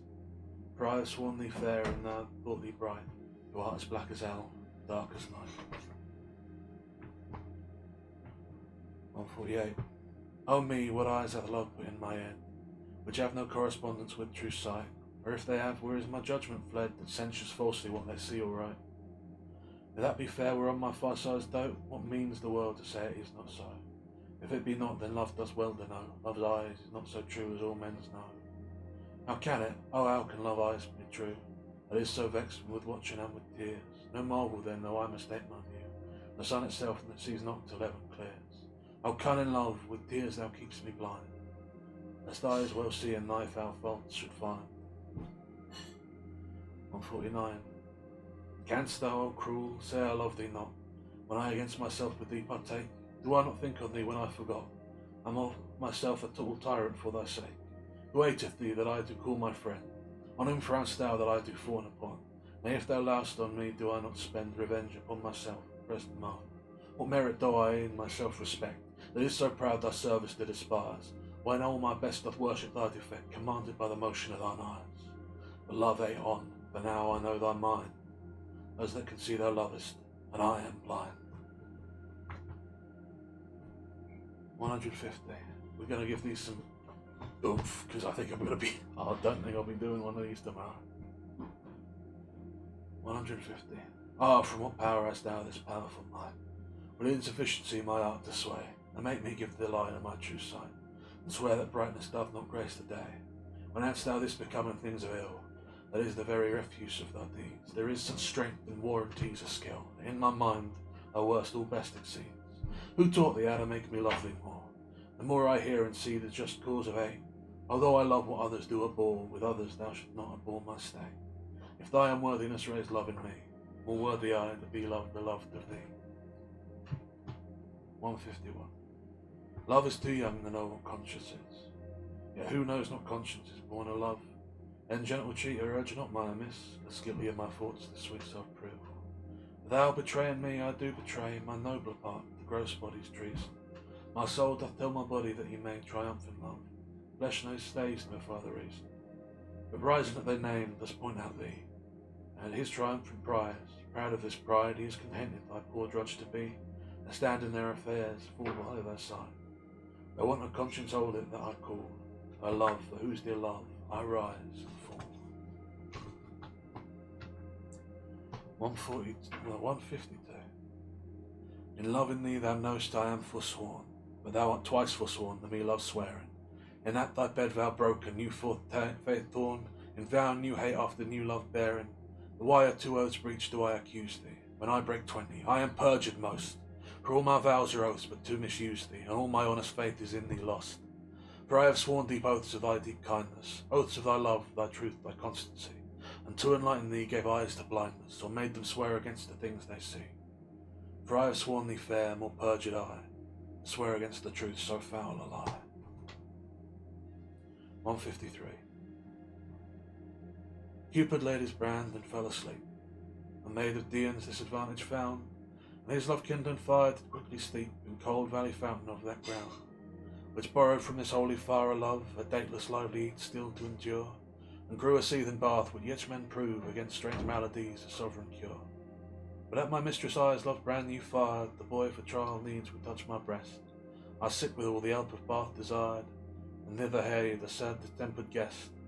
I found no cure, the bath my help lies, where Cupid got no fire, my mistress' eyes. And the last of them, 154. The little love god lying once asleep, laid by his side his heart in flame and brand, whilst many nymphs that vowed chaste life came tripping by, but in her maiden's hand the fairest votary took up that fire, which many legions of true hearts had warmed.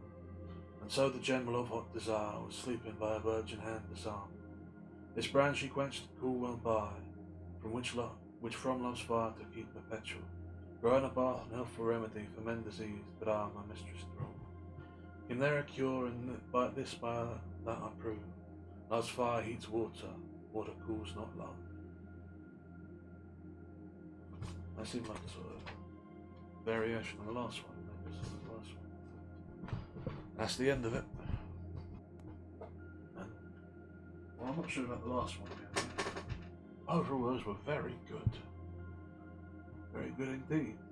There's a story woven through them, told indirectly. And the words are the words. They carry you along. I'm torn now. I still really enjoyed Call of the Wild, but I think that might be my favourite book. Or the best one, at least, that I've read. I think maybe I'm kind of understand a bit what that means when he says a good book. Because that book was good. There were good things in that book. But, I don't think I know enough to really say much. So I think I'm gonna... Oh, my throat is bad. I think I need a rest. I'm well stocked on cheese, so I don't need to push tomorrow. I think I should take a break. Maybe try and come up with an hobby. Or maybe read that book again, but just not out loud this time. Anyhow, fare you well. I shall see you next.